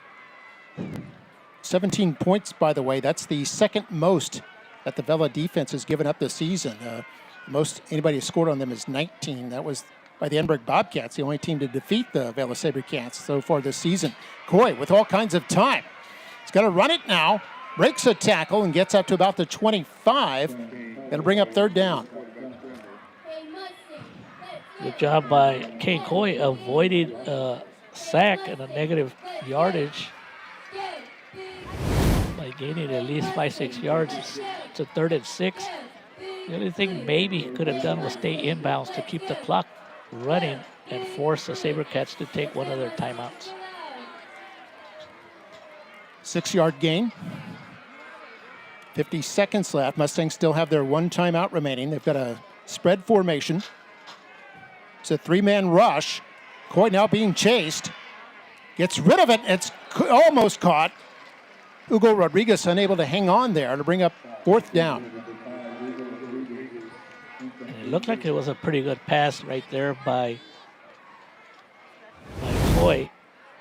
We'll take a look at the replay.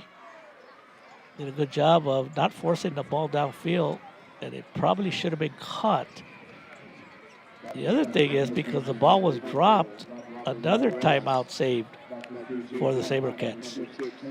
The SaberCats still, have their full complement of timeouts. Ruelas in there to punt. Hoover, the return man, at his own 40. And this will take a Mustang bounce. And Hoover was running over there like he was going to make a play on that ball. Unfortunately for Edinburg Vela, he did not come in contact with it. It'll be Vela football inside their own end of the field. Hoover always trying to make plays happen, whether he's on defense with all those interceptions he has or offense, and even on special teams. 34 seconds left, 3 timeouts remaining for Vela. And they're at their own 29-yard line.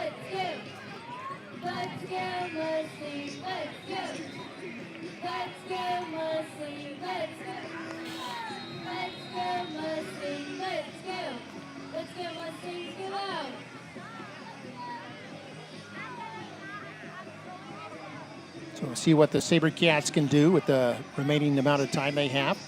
They might try something deep here. If they connect, then they're in business, and if they don't, they can just run out the clock. I think this first play will determine what approach they're going to have, because they do have 3 timeouts, but you also don't want to have a turnover. Yes. Set up in a formation to suggest that they're going to take a knee. They're not. They're going to throw this deep. And it was deep for Hoover. So they set up in a formation with a tailback way, way back, like you see teams do when they go for a victory formation, or in that case, run out the clock. As long as the quarterback doesn't bend down like he's going to take a knee, they won't consider that to be any kind of infraction. Stevie Gonzalez did a good job of not being fooled. He could have easily been fooled. Now they're trying a victory formation. This time they are going for it. Yeah, this time, they do legitimately kneel it, and that'll do it for the first half of play. An exciting first half it was. Can't wait for the second half, Mark. Yeah, me too. Going to see the marching bands, the dance teams for both teams, and an exciting second half of football awaits. It's the Mustangs with the lead, 17-14, here in the first half of play. Enjoy the festivities at halftime, and we'll see you for the third quarter.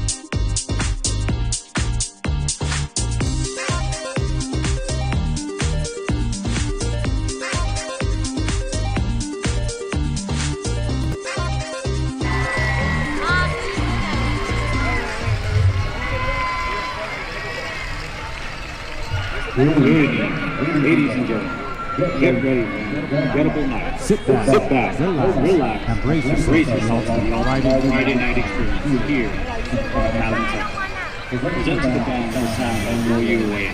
The sensational Saber Cat Marching Band.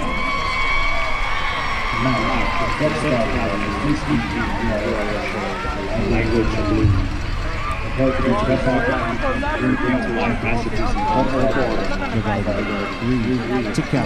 Billy Swift, and more. Drum majors for the Robert Vela Band are head drum major Addison Maldonado, assistant drum major Aaron Zapata, and assistant drum major Michaela Garcia.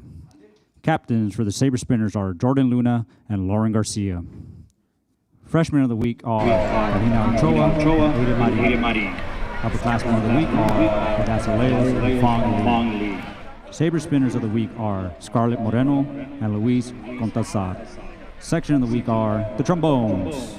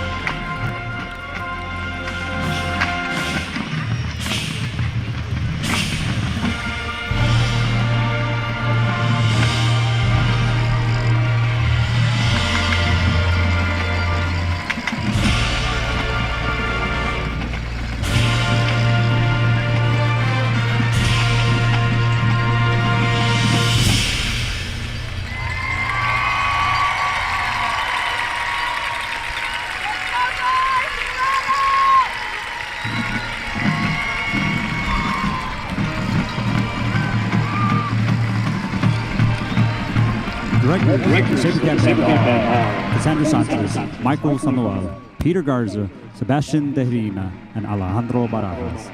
Color guard instructors include Ivan Costilla and Rosalie Garcia. Marching instructors include Bobby Tafoya, Christopher Trevino, Kevin High, Kendra Montalvo, and Victor Martinez. The Sabercat Band would like to thank the RVHS band boosters, RVHS administration, and our entire Sabercat community for their continued support. We wish the McAllen Memorial High School Marching Band the best of luck at the 5A Area G Marching Contest.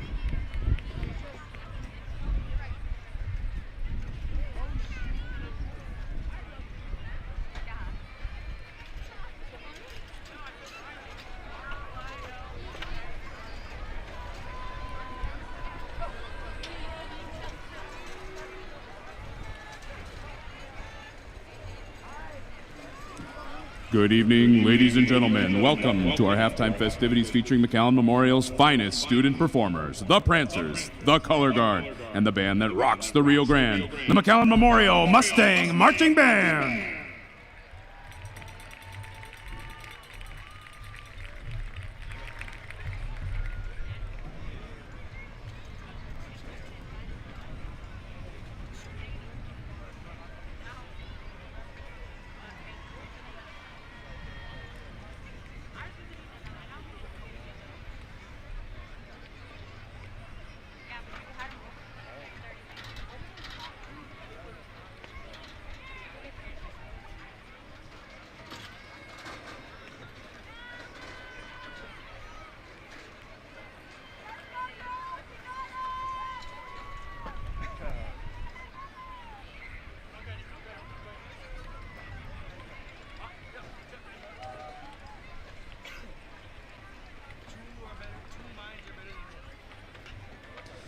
Prancer officers are Lieutenant Maria Herrera and Major Grace Rodriguez.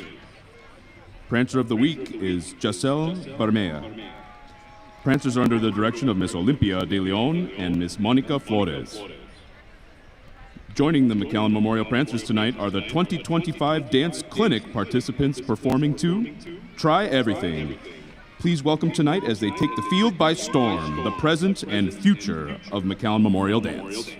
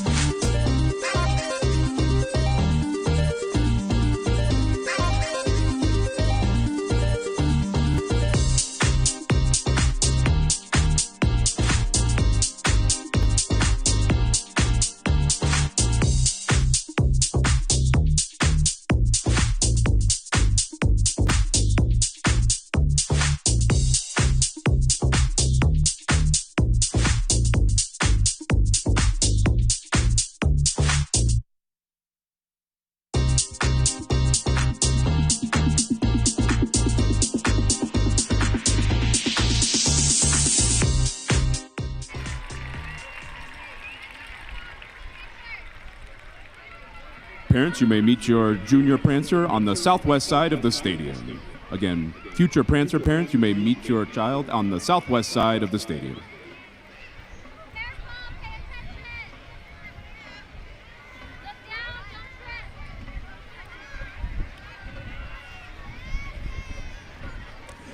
This evening, the Memorial Band program would like to take time to honor a very special group of individuals. Our Memorial Band, senior class of 2026. These young ladies and young men have given of themselves unselfishly for the last 4 years to our band program. They have dedicated countless hours to practicing, leading, and helping their fellow peers toward growth and improvement along the path to success. We thank each of you and your families for all you have given to make the McAllen Memorial Mustang Band program better each day you have been a part of it. This evening, we want to present you with your senior Letterman jacket as a token of our appreciation for all you have done for the Mustang Band program. And now, the Memorial Band senior class of 2026.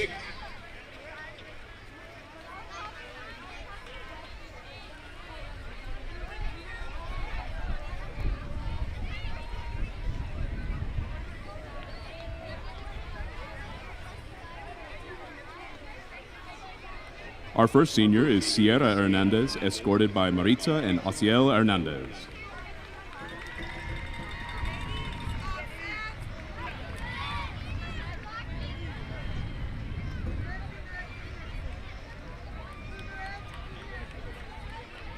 Next, we have Robert Acosta, escorted by Cynthia Galicia Acosta.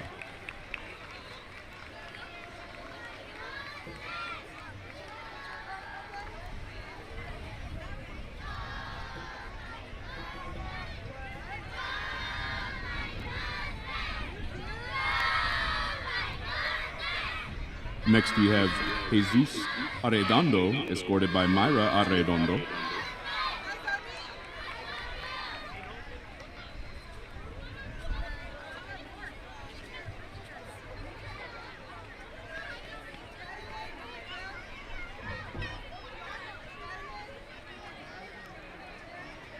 Next, we have Jose Barrera, escorted by Jose Barrera and Jackie Barrera.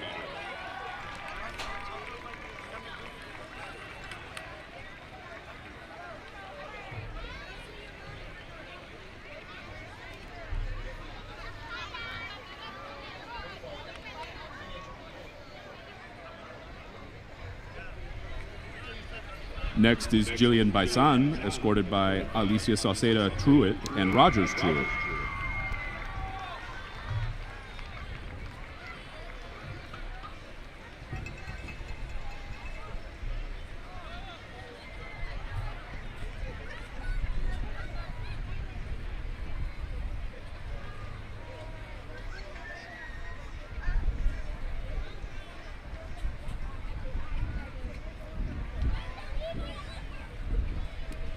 Next is Denise Campos, escorted by Arith Campos and Judith Campos.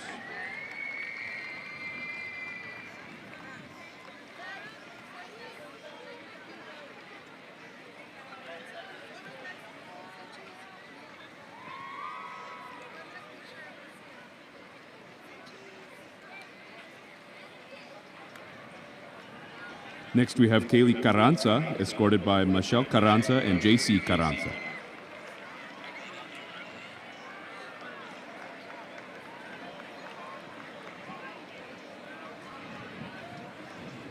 Next is Alex Castorena, escorted by Martin Castorena.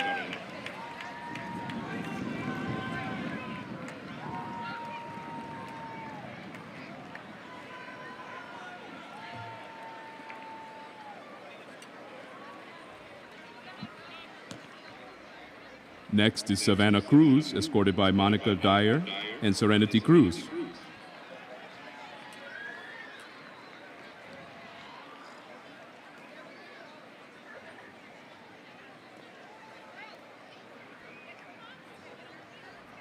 Next, we have Jacqueline Driscoll, escorted by Jennifer Driscoll and Jerry Driscoll.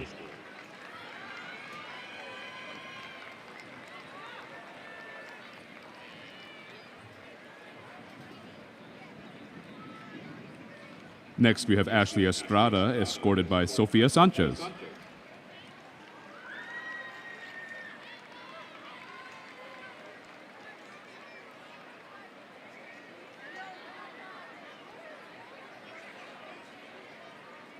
Next is Lisbeth Garcia, escorted by Glenda Garcia and Jonathan Garcia.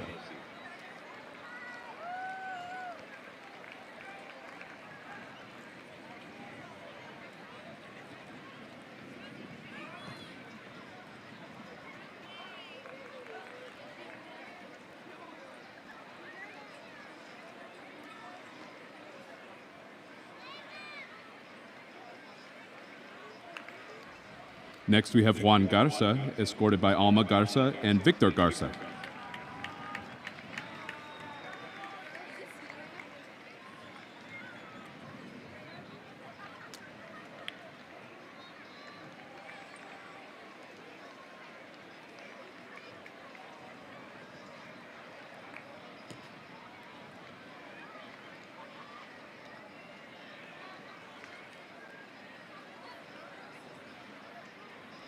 Next is Nylea Gomez, escorted by Yara Gomez and Hector Gomez.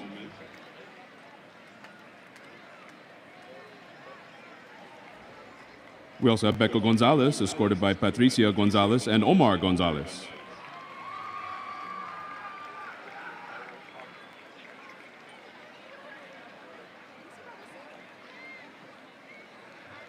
Next, we have Jaime Guerrero, escorted by Berenice and Jaime Guerrero.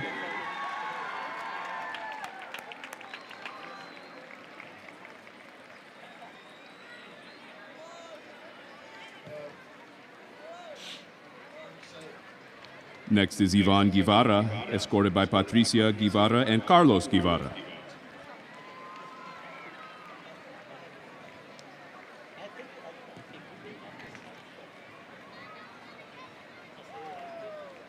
Next, we have Diego Hernandez, escorted by Soraya and Felipe Hernandez.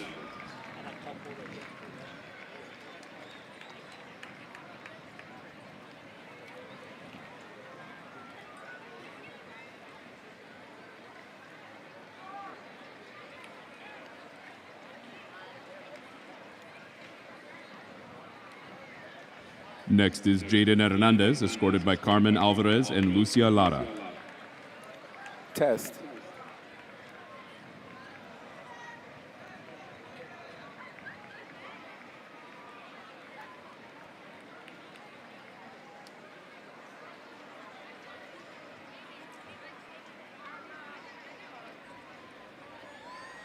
Next, we have Zach King, escorted by Raul and Alyssa Gonzalez.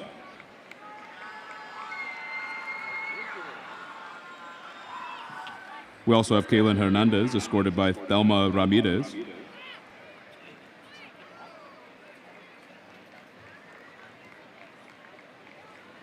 Next is Andrea Mendez, escorted by Blanca Mendez and Carlos Mendez.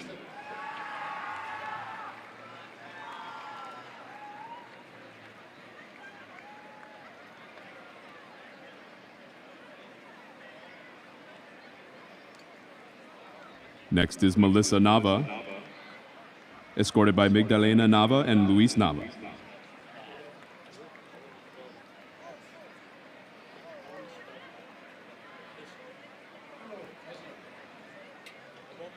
Next is Max Portales, escorted by Carolina and Ray Portales.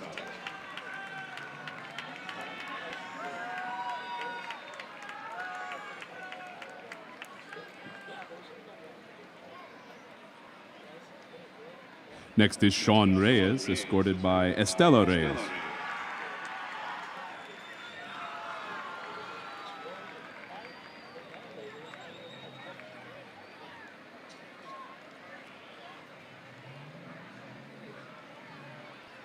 Next is Joaquin Rios, escorted by David and Annette Rios.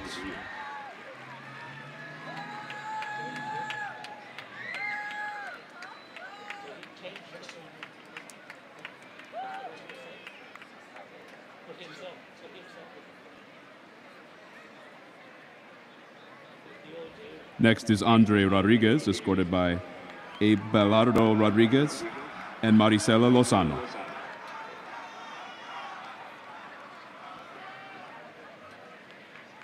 Next is Amanda Soria Cueto, escorted by Fabiola Cueto de Soria and Humberto Soria.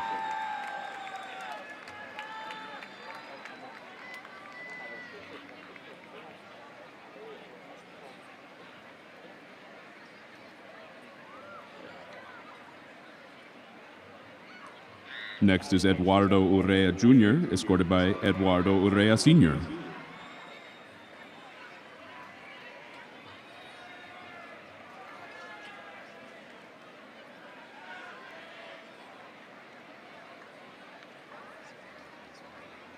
Next is Adren Vasquez, escorted by Karen Garza and Travis Garza.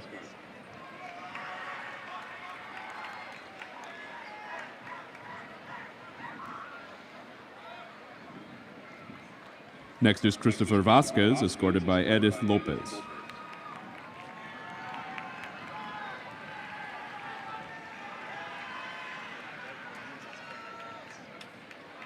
And our final senior this evening is Adrian Waller, escorted by Guadalupe Flores and Stephen Shepard.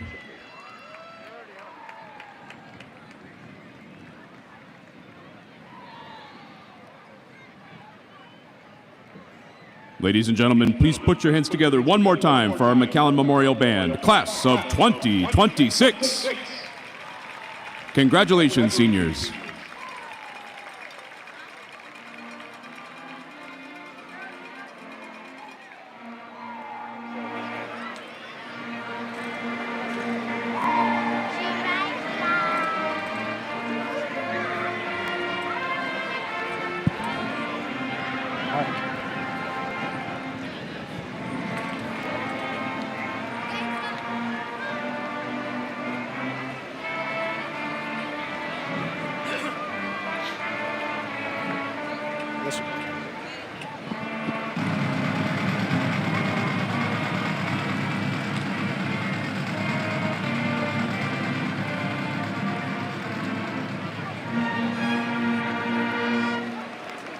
Way to go, Mustang Band.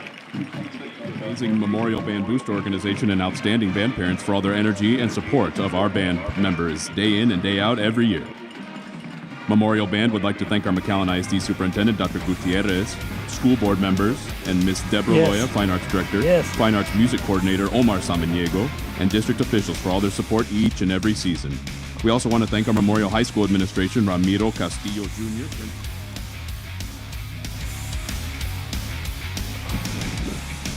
And we're just moments away from the start of the second half here at DQ Fan Field. Mustangs on top, 17-14, as we get ready to start the third quarter, where Vela will be receiving. And you saw the marching band out there. There was Parents' Night, thanking all the seniors and their parents.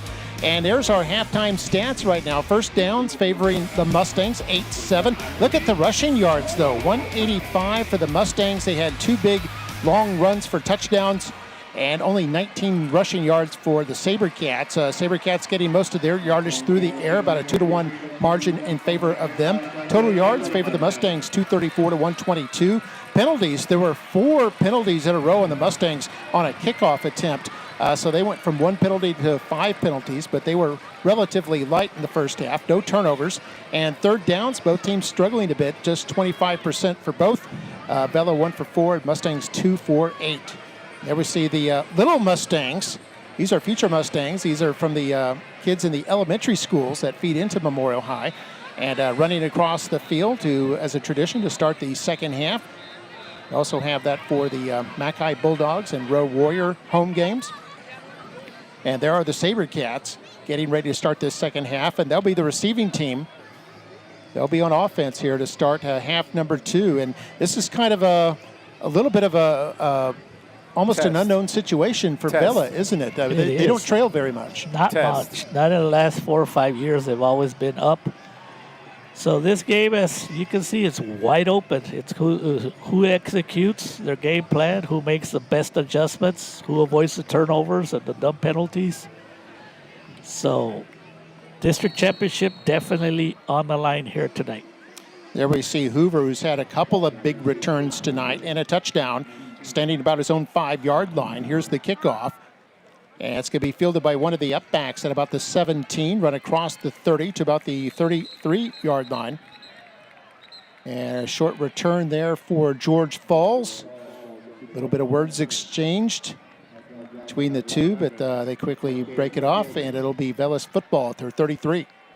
George Falls is also very dangerous, good receiver, but the Mustangs did a good job of keeping the ball away from Caden Hoover.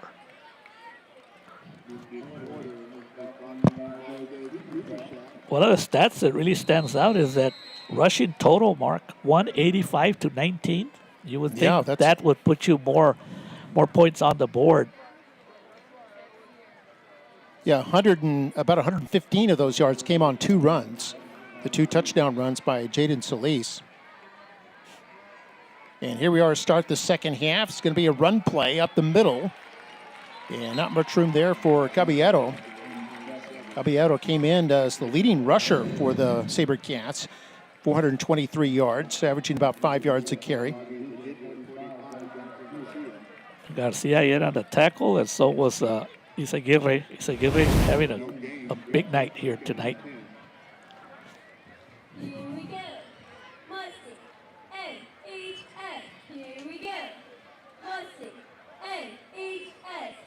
You know, usually the first 5 to 6 minutes in the third quarter, you start to get a feel for what kind of adjustments both teams are going to make.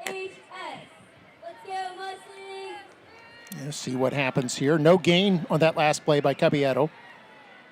Out of the gun. This is Ruiz. Forced to scramble now. And throws incomplete. Looks like it was intended for Hoover. Coverage on the play by Castellanos. And I'll bring up 3rd down and 10. That's what's called a coverage sack. Good job by the defensive backs and safeties. And then the pressure that they put on the quarterback also made him rush. Very good on, especially on defense for the Mustangs there was Josh Castellanos. Not easy to stay with Hoover. Passing down for sure. They're going to come out with a trips to the left. 1 man in the backfield. Ruiz with time toward the sideline. It's incomplete. It's intended for the receiver, Tony Villalobos. Well done by the Mustang defense. We know defensive coordinator J.R. Cantu has to be happy with the first possession, a stop on the SaberCats. Stevie Gonzalez, the safety, was providing coverage. Here on the punt, Robert Gonzalez there back to receive at his own 30 is Jaden Solis. Solis has already had a huge night. High snap there, but Gonzalez able to get it and get this punt off.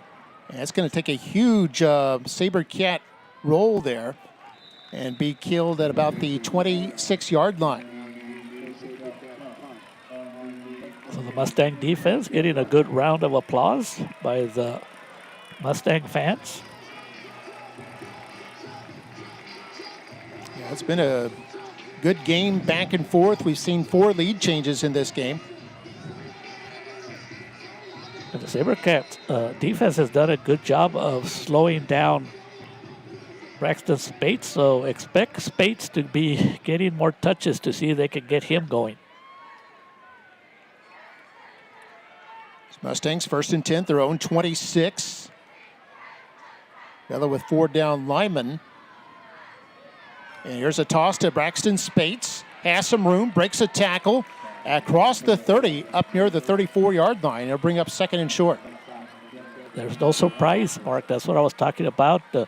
You know what he's capable of doing. Did a good job of breaking up field. Yeah, nice tackle right there. Yeah, Mario Cavazos, their middle linebacker. We mentioned him earlier, their leading tackler. Yeah, 80 tackles coming into this game. Definitely look for him in the All-Valley list. So 2nd down and 2. Spates and Solis in the backfield. Coy under center this time. They'll give it to Spates out of the fullback spot, and he picks up the 1st down. I think they had Solis running outside like for a possible toss play, and gave it to Spates and picked up enough for the 1st. And that quick opener up the middle. They got to Spates, but he's not easy to bring down. Take a look at this. He's still up. He's still trying. And they finally brought him down. Yeah, Spates a hard player to bring down.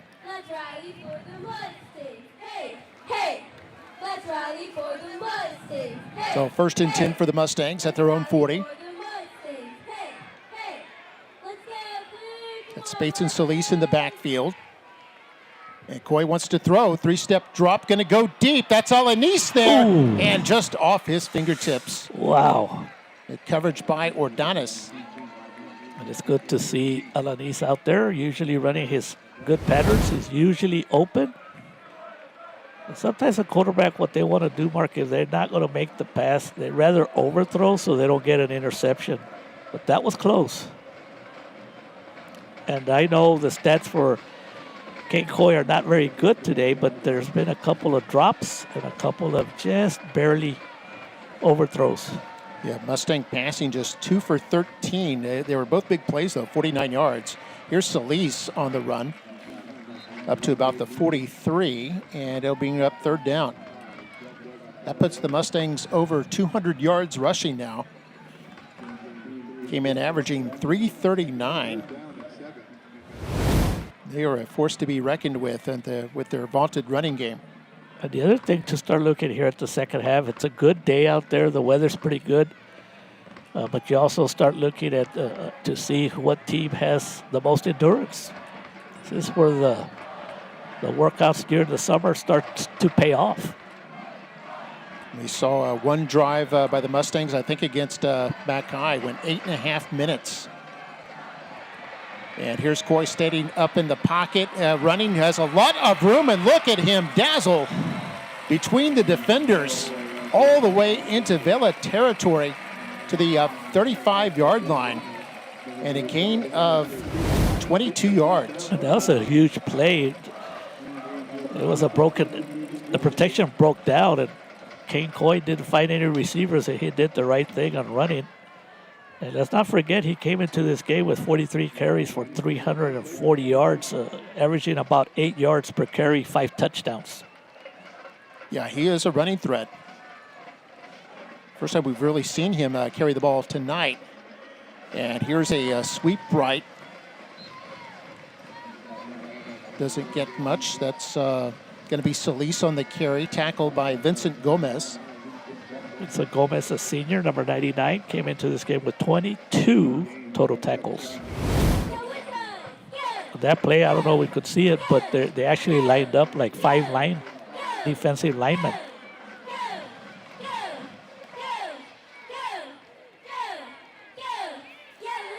And you were talking about adjustments. One of the adjustments Memorial seemed to have made, at least formation-wise, is Coy's been going, most of his snaps have been under center instead of out of the shotgun. They're going to go with an unbalanced line here to the right side. Coy wants to throw, runs into his own man, and then ends up getting sacked. And on the sack there was Ethan Delgado. And we're going to give credit for the tackle right there for the Mustangs on his own quarterback. Ezequiel Osuna inadvertently as he was trying to block, he ran into Kane Coy. Yeah, Alanis, now ISO replay, you can see he looked to be open downfield. He was kind of open, yeah, but there was also troubles. One of the defensive backs was in the neighborhood. So 3rd down and very long down. Coy with time. And now lets it go into traffic, and it's broken up. A couple of defenders there on the play, including Gano, who got his hand on it. Cavazos is also there, is intended for Rodriguez. And the promising drive is stopped by the Sabercats. It's all about pressure. And the defensive backs, again, doing a good job. Safeties, it was a coverage sack there almost. They rushed Kane Coy into throwing the ball. Ruelas into punt. Hoover back to receive, about his own 10-yard line. Not a good punt. This will go out of bounds. All the way at the 29-yard line. So, yeah, only a net gain there of 14 yards from where the Mustang line of scrimmage had been. And the Sabercats will start at their own 29 with 5:59 to go in the 3rd quarter. And Vela trailing by 3. We see Coach Moses Patterson, his 5th year as head coach, 18th year with the program.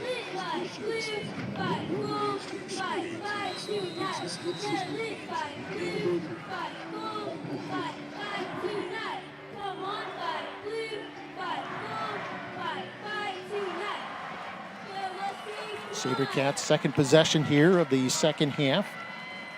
He's put a man in motion. So Ruiz back to throw, wants to go long. There's a penalty. And incomplete, there's a flag down. Hoover was the intended receiver. Hoover looked to the official after the play. It looked like Hoover may have been jostled a bit. Pass interference. Defense, number 7. 15-yard penalty from the previous pick. First down. Those are the plays that are set up, Mark, by the quick short passes, short passes, short passes, and then all of a sudden they think they're going to have another short pass and they go for it deep.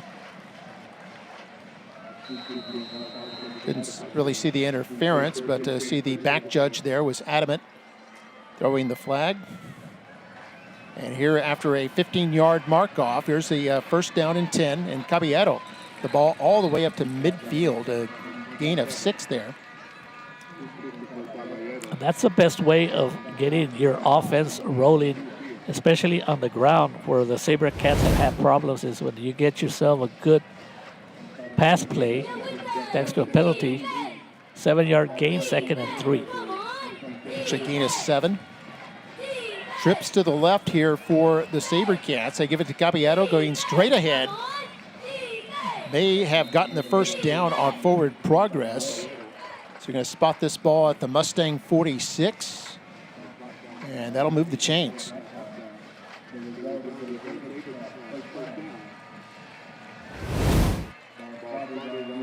Nothing fancy. Just first down here. Let's go. Keller had wrapped him up. Deba Wally also in there, along with his teammate Roberts Jones. And here, play action. Tyler, when he throw over the middle, and it's caught, and that's going to be a touchdown. That's George Falls. Mustangs went for the INT, couldn't get it. Falls comes away with it and cashes in on a 46-yard touchdown reception for his 11th touchdown catch of the year. A great route, a great throw, great protection. And everybody knows about Falls, the junior. Came into this game with 27 receptions, close to 500 yards. Good response right there by the SaberCats to take the lead. And here's the extra point attempt. Kicker is Camden Braun. Take a look at this replay, Mark. I think we have an isolation on Falls right there. Look at this great route. You see a Mustang dive right there. It was Deba Wally, I think. That's almost knocked it down or even picked it off. But Falls kept his eye on the ball and took it in for a 46-yard touchdown, our 5th lead change. And the SaberCats are back in front by a score of 21-17.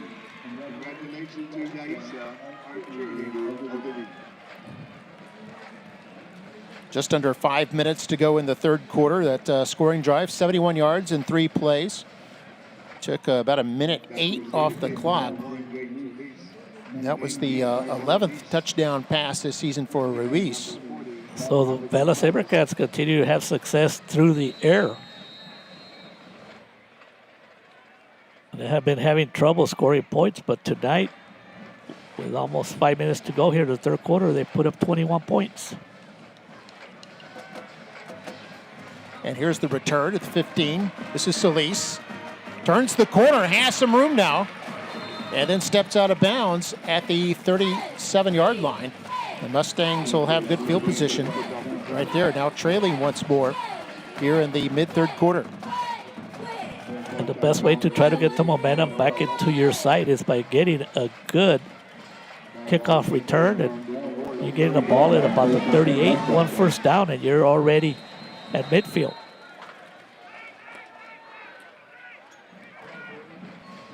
Can the Mustangs respond to that touchdown?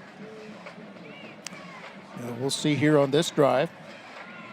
They'll put a receiver split wide left and wide right, 2 men in the backfield. Tight end on the right side. Coy under center. Hands off to Spates, and Spates surges ahead almost to midfield to be knocked down at the 46. A gain of 8 on the play. Let's give credit to, I'm not going to give credit to the tackles, but I give credit to good sportsmanship by Devin Caballero. And Spates found a little small opening, a little small grab. And after, you can see these two kids helping each other up, but that's what you'd like to see. Also, Ethan Delgado demonstrating good sportsmanship for the SaberCats. So 2nd down and 2 now.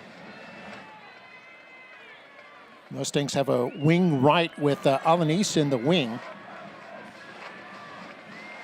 Going to toss this left. This is Spates. And has the first down. And just gets across midfield into SaberCat territory at the 49. Be a 5-yard run.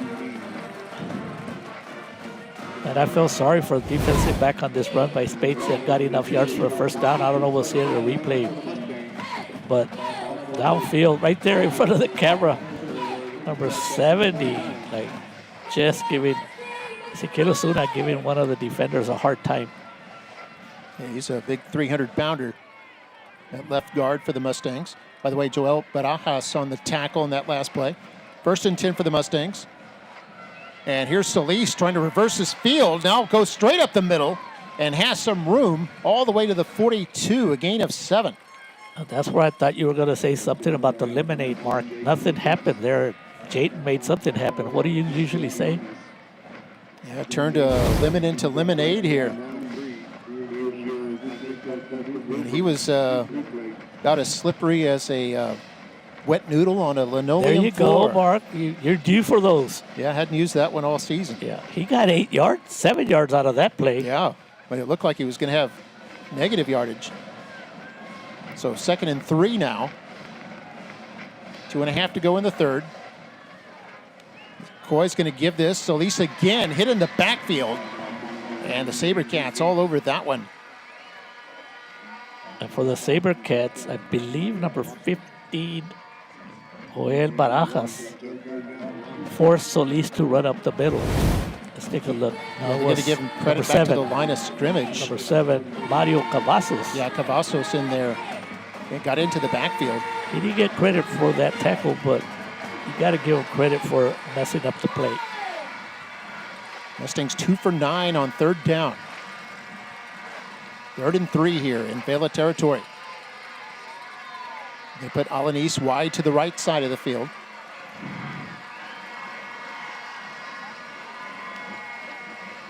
Long count here by Coy. Going to give this to Spates. Lead block from Solis and picks up the first down as he crosses the 40 up to about the 38-yard line. A gain of 4. And pretty much he got those 4 yards there, Mark, because of his power. He got hit right at the line of scrimmage, but he's just too powerful to bring down. And you can see him still moving his legs, and the mark of a good running back is always fall forward and get that extra yard. Jeremy Ramirez in there on the tackle, along with a couple other teammates. The last minute of the 3rd quarter.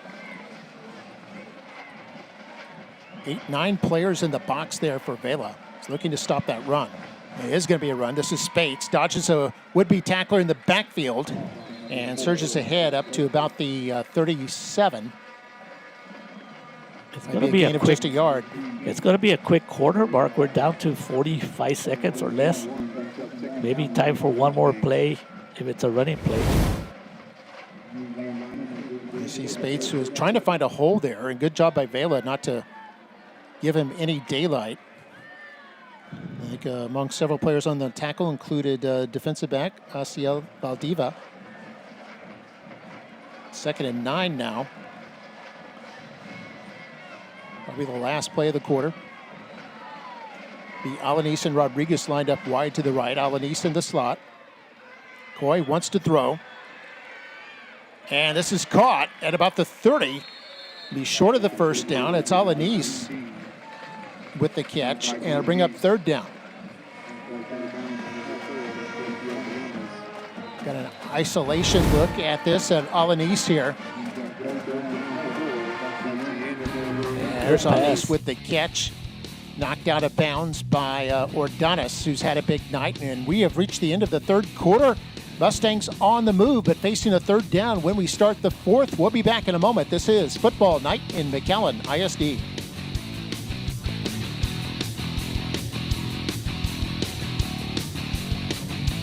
McAllen ISD is a state A-rated district for the 2025-26 school year. Not only that, but each high school also earned an A. 17 schools in all across McAllen ISD. McAllen ISD, we are all in.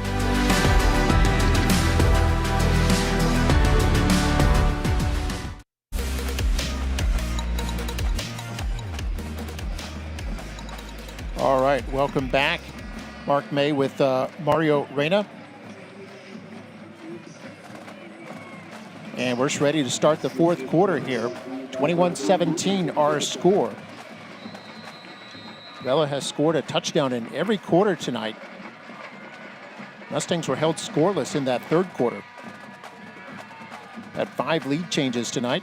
And here's Coy, gonna run this on third down and 4, and has room up the middle, and look at that. A nice move at the 15, and he's in the end zone for the touchdown.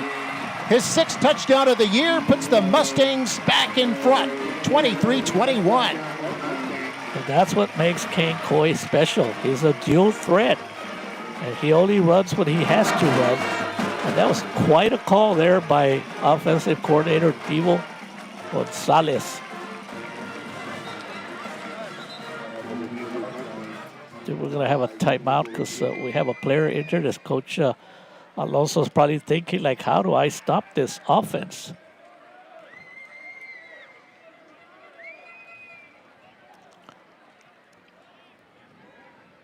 Quarterback draw all the way. Good blocking and a great running by Kane Coy.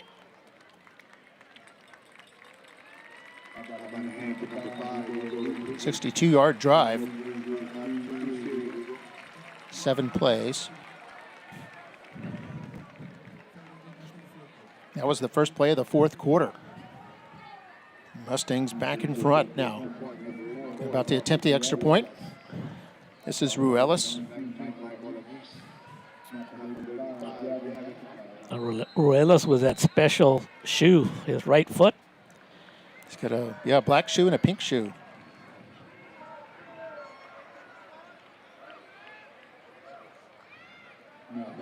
Extra point try is up, and it is good. He's now 2 for 2 in the game.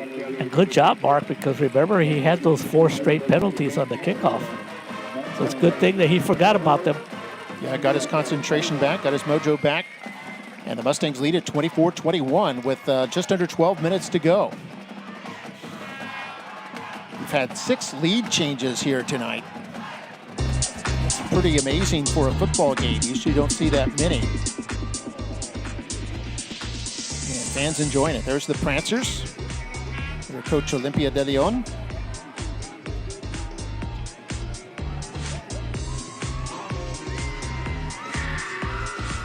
Mustangs will come out for the kickoff.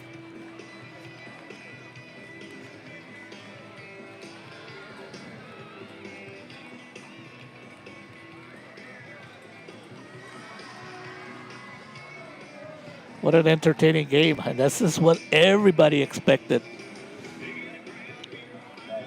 So far, no turnovers. That's been pretty good. Yeah, neither team has a turnover. There we see Hoover at his 10-yard line. Keep it away from him. Ever dangerous. And here's the kick by Ruelas. It's going to be short. Fielded at the 35-yard line. And whistle, I think he may have signaled fair catch. So the officials blow it dead. It's fielded by Mason Cura. Yeah, I think they're saying he had signaled fair catch, so not allowed to advance the ball. And it'll be Vela football at the 37-yard line. Yeah, I think the Mustangs willing to concede a good field position there in exchange for not taking the risk that Hoover could take it the distance. Very capable. So let's see what happens now. We know in the last possessions, the SaberCats scored on a passing touchdown. Yeah, Ruiz has 2 touchdown passes tonight to give him 11 for the season. And here's a handoff on first down. Caballero across the 40. Up to about the 42, it looks like, a gain of 5. And the way this game feels, it could go down to which team has the last possession, or a turnover, or the playmakers coming to make the plays when they need it the most. Keller in there on the stop. Stevie Gonzalez in there too.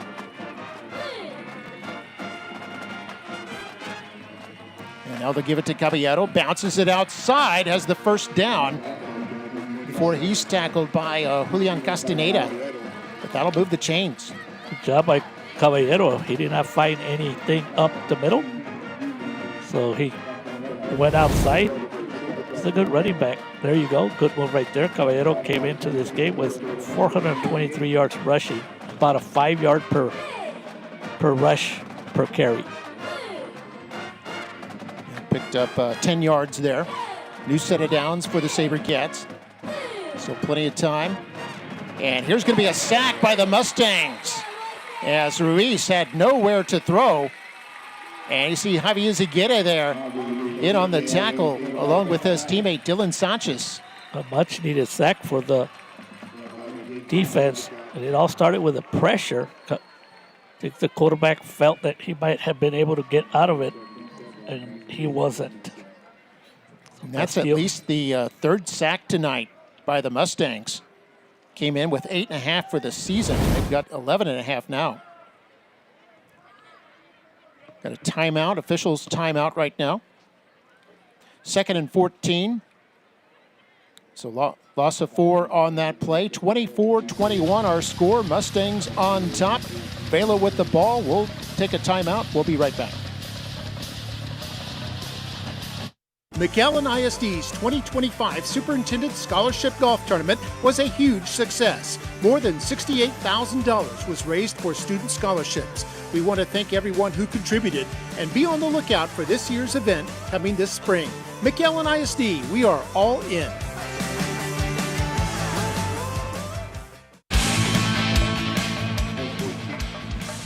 Second and 14 for the SaberCats, who trail by 3.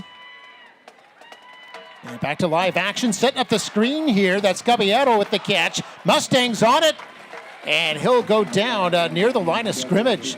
Keller was in there, along with teammate Roberts Jones, a couple of other Mustangs. And that's going to be 3rd down and long now here for the SaberCats. He picked up only 2 there.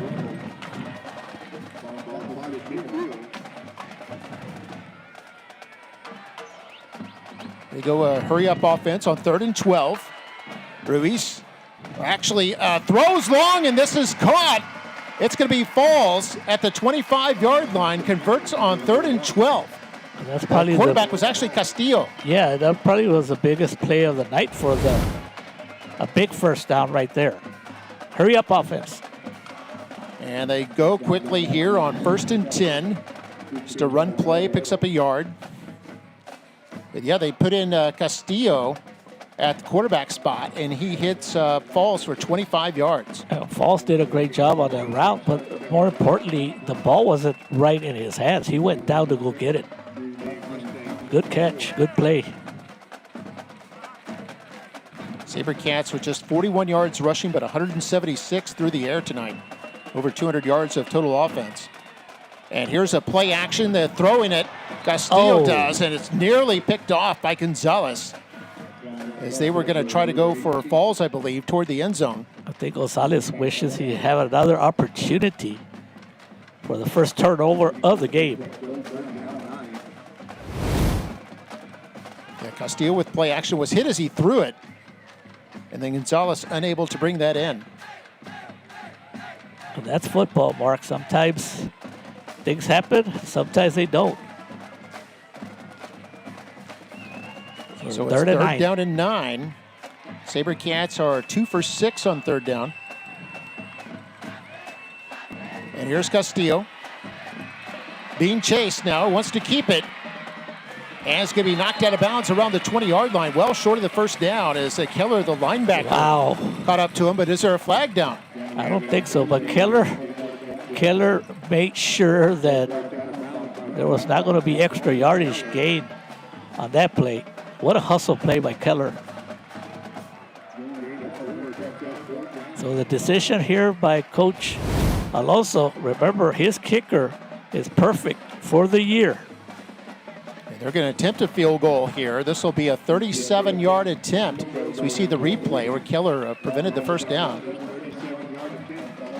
His kicker is 5 for 5 on field goals and 29 for 29 on extra points. To be Cura to hold, Robert Gonzalez to attempt the field goal, right hash, and it's heading there, but just wide. Hooked wide to the left, had enough distance, but his first miss of the year prevents this game from being tied up. Yeah, as a team, they were 29 for 21, 5 for 5, but Gonzalez was 11 for 11 and 3 for 3 on field goals. Another look at it here. You see it was hooking from the get-go. And it'll be a turnover on downs. The Mustangs will get it at the 20. So the defense came up not really with a stop, but they forced a field goal attempt. So it's really, I guess you could classify it as a stop. Here the Mustangs on first down. Jaden Solis with the carry, able to pick up a yard there. Now this is a little different situation now. We're 8.5 left in the game. Mustangs have the ball and the lead. Jaden Solis had a big first half, Mark, and now they haven't had a lot of possessions. That's the thing, right? But they put a lid on Solis. But here's where the Mustangs want to stay on the field for at least 6 or 7 minutes. Yeah, they just want to pick up first downs at this point. 5 down linemen for the SaberCats. Now one man backs off. Be a toss right. This is Solis.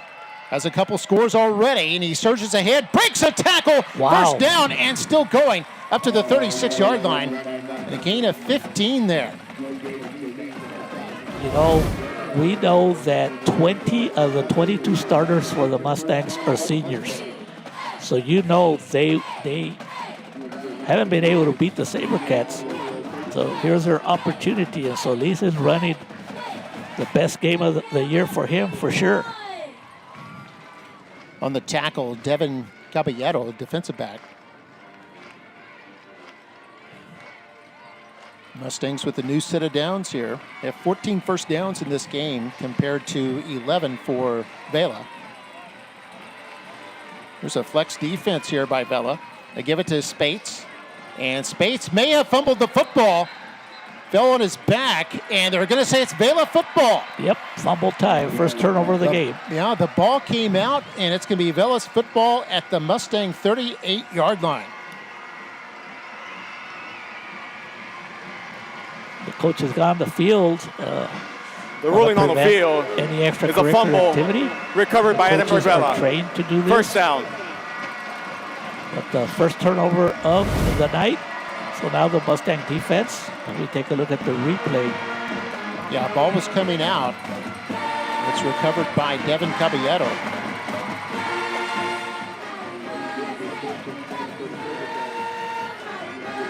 Yep, that's our first turnover by anybody tonight. And be careful with a quick pass. And SaberCats, this is Ruiz back in there under center. And this is incomplete.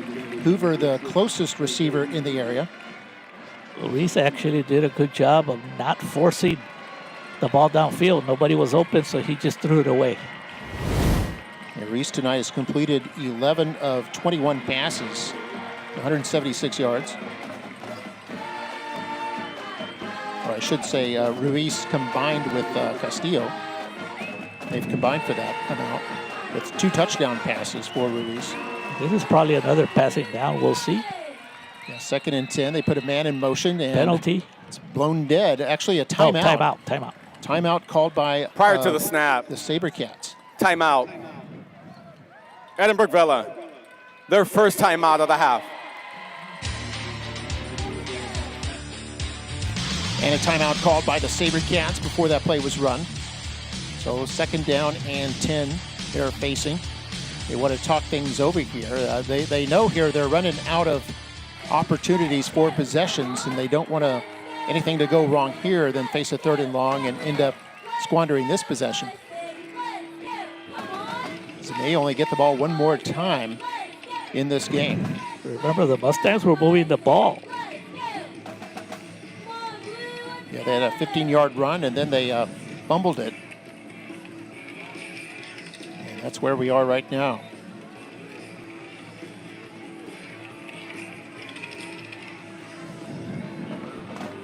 This is the first of a doubleheader. We actually got another game for you tomorrow night.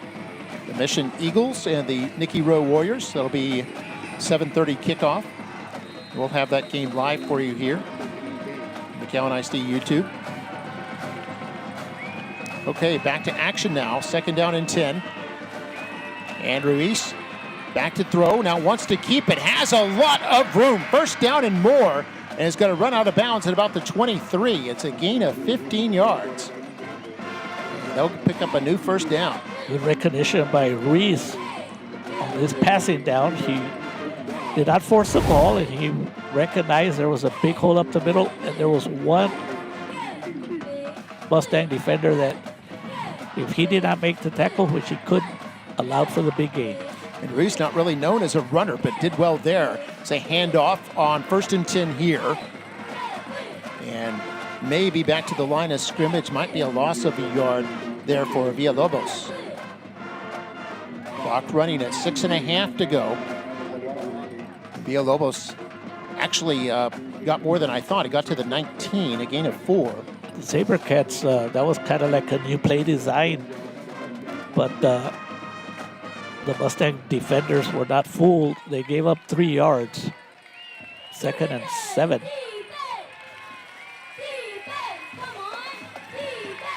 And here they go.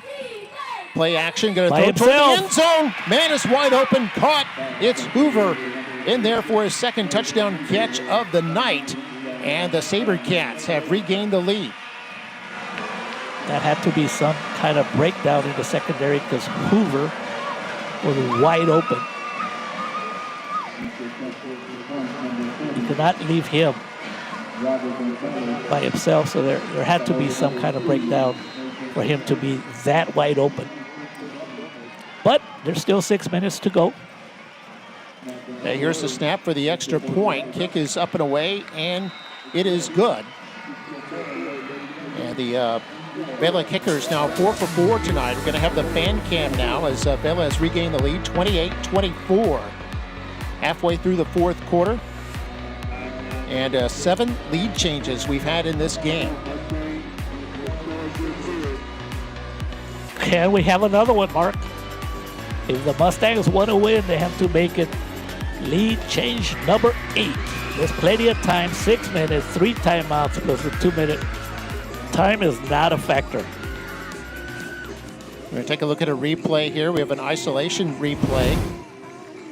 And this is on Hoover there, number 6 on the right side. You see he was just wide open. And that was for 19 yards. His first catch was for 54 yards back in the 1st quarter. That gave him a touchdown.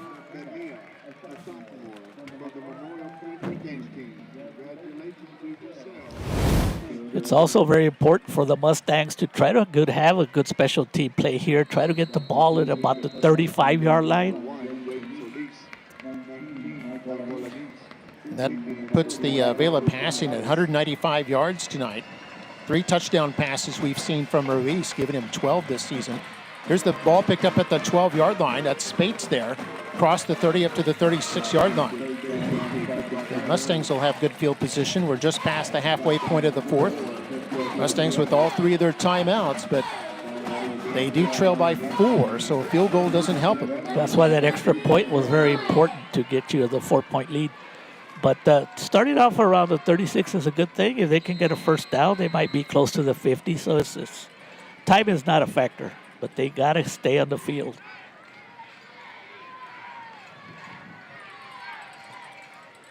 They've had some big runs tonight, especially from Solis. Can they get one more? From the 37, they'll give it to Solis. Big hole up the middle and all the way up near the 45-yard line. A gain of 8 on the play. Mustangs closing in on 300 yards rushing. We're at 299 now. Mustangs will probably be willing to get another first down here, but a 2nd and 2 or 3, long 3, you never know if they could go for a pass, look for Alanis. The element of surprise, but get that first down. So 2nd and 3. Goy wants to throw, gonna go long left side to Alanis. Comes down with it and makes the catch. And they gave it to him, Mark.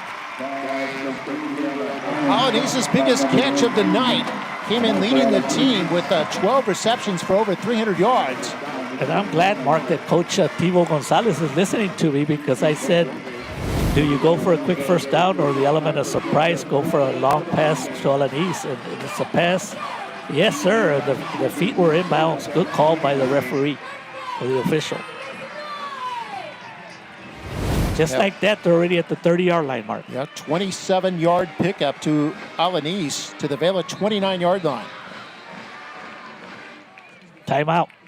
Vela. Timeout. So Vela with a timeout. That'll be their second Edinburg timeout. Vela, their second timeout of the half. And we're going to take a break as Vela has called a timeout. Mustangs down 4, but on the move with 5.5 to play. We'll be back. In South Texas, we know family is everything. That's why at South Texas Health System Clinics, we focus on providing exceptional care for generations of patients. Our family practices offer a wide range of services for every member of your family, from infants to seniors. Our experienced physicians take the time to listen and provide personalized care, ensuring the health and well-being of your family for years to come. At South Texas Health System Clinics, we're dedicated to keeping families healthy and happy. We're here for you every step of the way. And we're back here. Somebody's win streak is going to go by the wayside tonight. Vela came in with a 5-game win streak. Memorial with a 4-game win slate. Still very much up in the air at the moment with 5:21 to go here in the 4th. Mustangs 1st and 10, the Vela 29. Going to toss this to Spates. Gets hit. Fights his way up to about the 26 before he's forced back. A gain of 3 on the play. That'll put the Mustangs over 300 yards. Now at 302. Came in averaging 339. Give credit to the SaberCat defense. They have made it hard on Spates tonight. And the sophomore linebacker, Sam Luna, in there on that stop. Here's where the endurance pays off, Mark.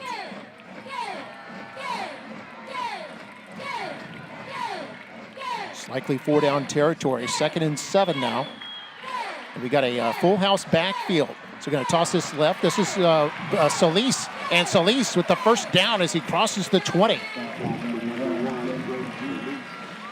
Brought down by a couple of defenders and Sergio Briones and O.J. Cano. So we'll take another look here. See Spates with a kick-out block. And that was a great block right there.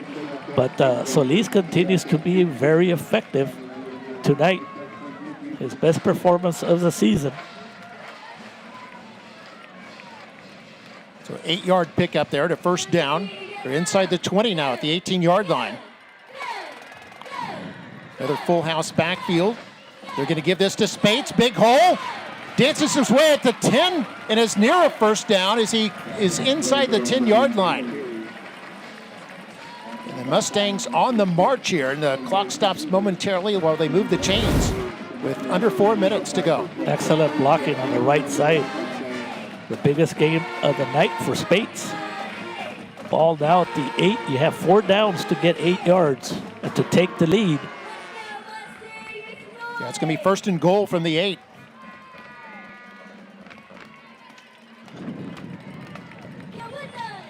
This drive here is almost 3 minutes old. And again, the Mustangs in that T formation. And it could be a broken play here, or it's actually going to be whistled dead. Yeah, the right side of the offensive line moved a little bit too quick. Offense. And those number are huge 85. 5-yard penalties. 5-yard penalty. The ball, remains. 1st and goal at the 8. First down. Now it's a 1st and goal at the 13. We'll see if we can see it here. There's a Yes, you quick see one. the right side of the offensive line moving. It's the 7th penalty on the Mustangs tonight, but just the second one in the second half. So 1st and goal from the 13-yard line now. This is one-on-one on the right side.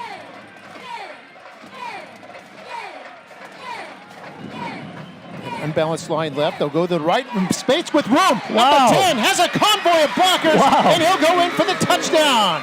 The blocking, Mark. Yeah, Braxton Spates with his 11th touchdown of the year.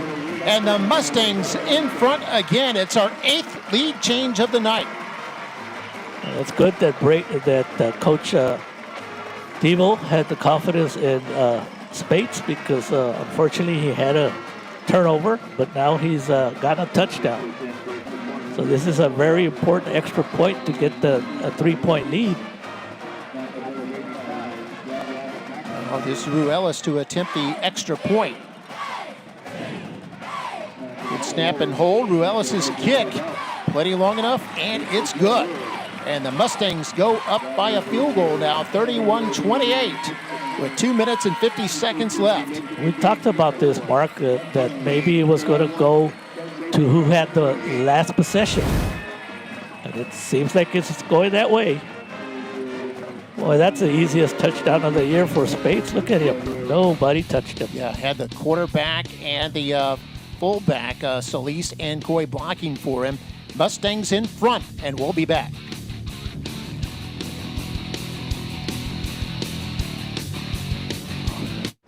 Why choose Lone Star National Bank for your business? Because no other bank does more to support local businesses. In fact, we are the #1 lender in the Valley to small businesses. We put money to work here in our community.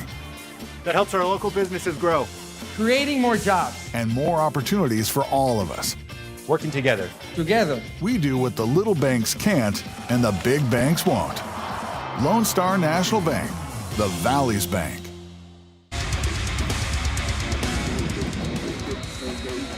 And welcome back. Let's take another look at that touchdown from a different angle here. And you can see just no defenders anywhere near Spates. Perfectly executed by Memorial to cap a 6-play, 64-yard drive. And here is Falls on the return. Runs straight into a Mustang defender. On the tackle was Adeba Wally, their safety. And Vela will have 2:46 to work with to try to tie this game or regain the lead. What an entertaining game it's been. Probably the most entertaining game we've seen all year with 8 lead changes. It has been a very entertaining game. 2 good teams. So lived up to the hype. And here's where your playmakers, you better keep an eye on them. And we know what Hoover's done, and Falls is very capable. Now keep in mind, Vela has only 1 timeout left. 3 down linemen for the Mustangs. They're going to rush 4. And Ruiz in trouble now. Lets it go. Up to the short man. That's Gano. Breaks a tackle. And then is able to pick up a first down and get out of bounds. You'll take that play. Yeah, perfectly executed. It's a huge gain. It looked like they were not going to get nothing out of it. Good composure. Good composure by Ruiz. That'll put Vela passing over 200 yards. They're at 210 now. Most of that by Ruiz, but Castillo has also contributed. And Mark, that timeout right there was spotted by the coaches upstairs. We could hear them over here. They spotted something they didn't like. Third and final timeout of the half. Timeout. That's why the coaches are up here, Mark. Yeah, Mustang timeout.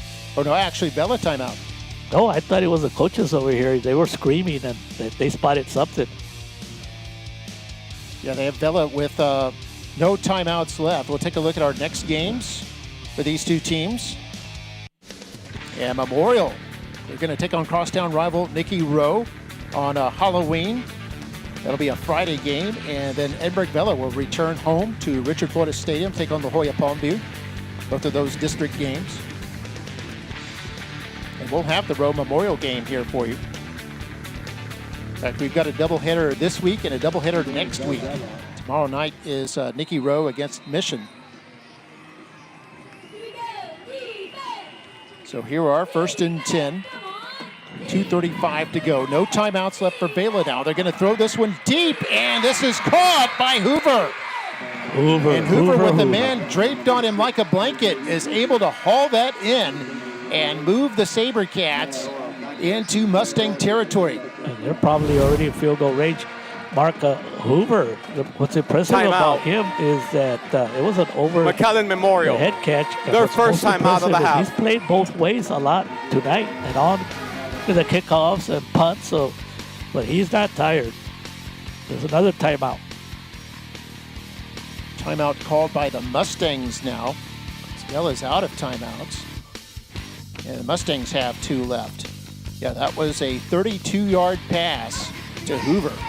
And kudos to Ruiz to really drop the ball in there when there was really no margin for error on Ruiz's pass. Had to drop in there perfectly, and Hoover was able to make the catch all the way down to the Mustang 21. Vela came in at 6-1. Mustangs 5-2. And yeah, both of these teams will be in the playoffs, but only one of them can be district champion. Most likely the winner of this game, or the winner of this game will determine it. So here's 1st and 10. Hoover goes in motion, and they'll give to Hoover on an end around. Mustangs on that, and they're going to tackle him for a loss of yards back at the 23-yard line. And what's worse is Vela cannot stop the clock.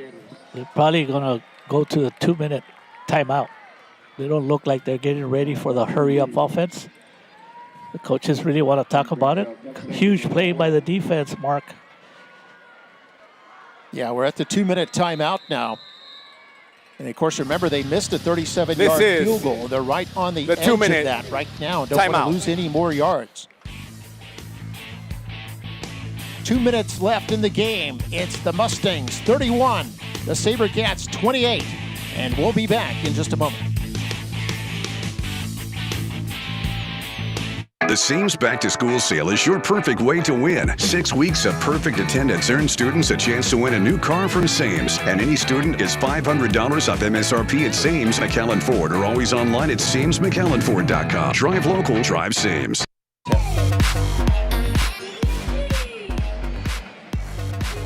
And welcome back here at DQ Fan Field. 31-28 our score. The teams have flip-flopped the lead to hot potato. And it's been 8 lead changes.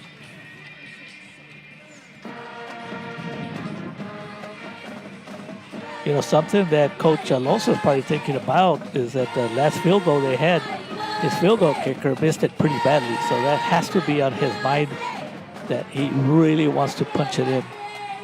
And also punch it in with not a lot of time left. So the Mustangs do not have a chance. The Mustangs with 2 timeouts to work with. Vela out of timeouts. 2 minutes to go. Mustangs looking like they're going to blitz, but this could be a free play. There is a flag down. Incomplete pass, though, as they went to Hoover toward the end zone. Coverage on the play by Stevie Gonzalez, but I think this will be 5 yards against the Mustangs. And it's a big 5 yards because if not, it would have been 3rd down.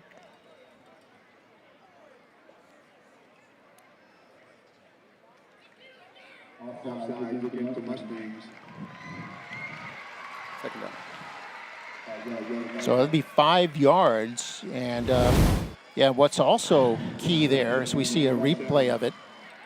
And Ruiz knew he had a free play, so went for the end zone. Good job by the defenders, not defending. They had to put a stop to that one. And that gives them 5 extra yards for a field goal.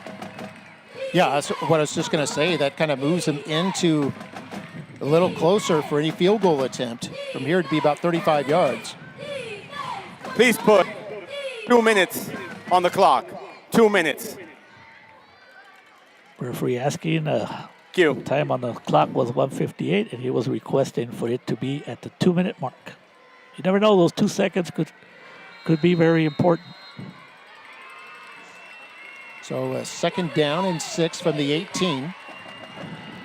And here's another toss toward the end zone. Man, is this broken up? Broken up by Josh Castellanos. And it looked like the SaberCats were going to regain the lead there for a moment. How did Castellanos do that? Another look at it is Ruiz. Another good pass. Went for the end zone and nearly had it. That's Falls. Their leading scorer.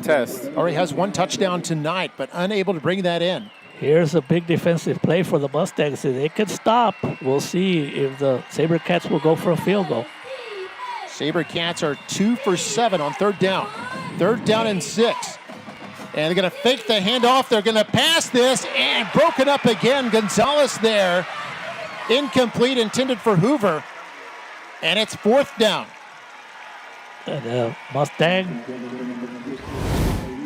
have a hold, and the fans are excited on this side of the stadium.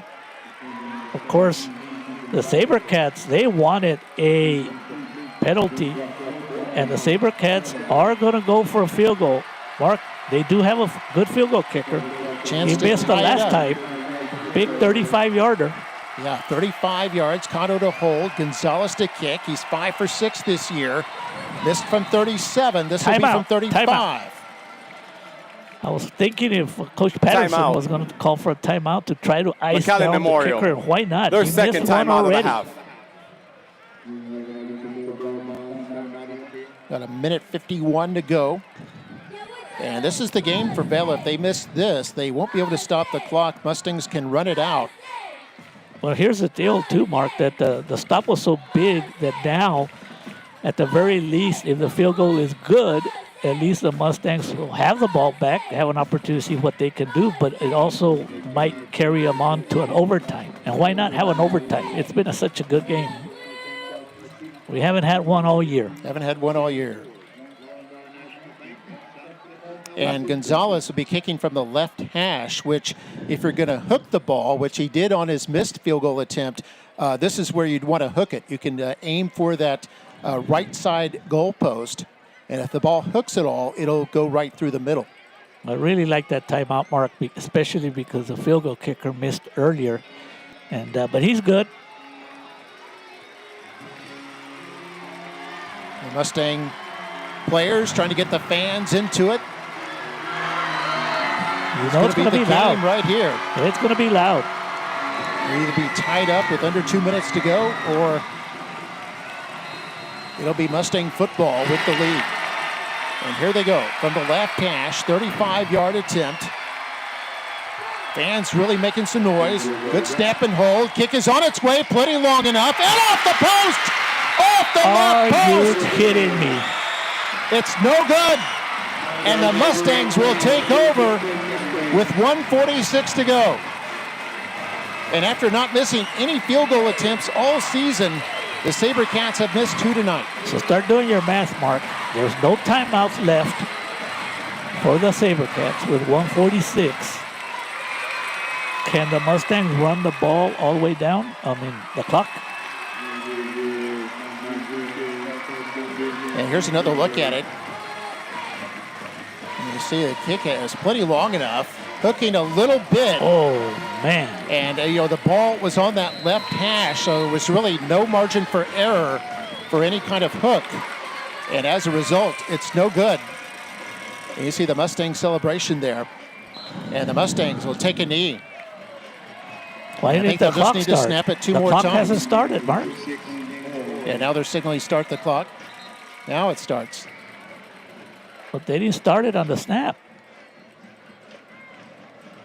I don't think they'd started the play clock either, so works out even.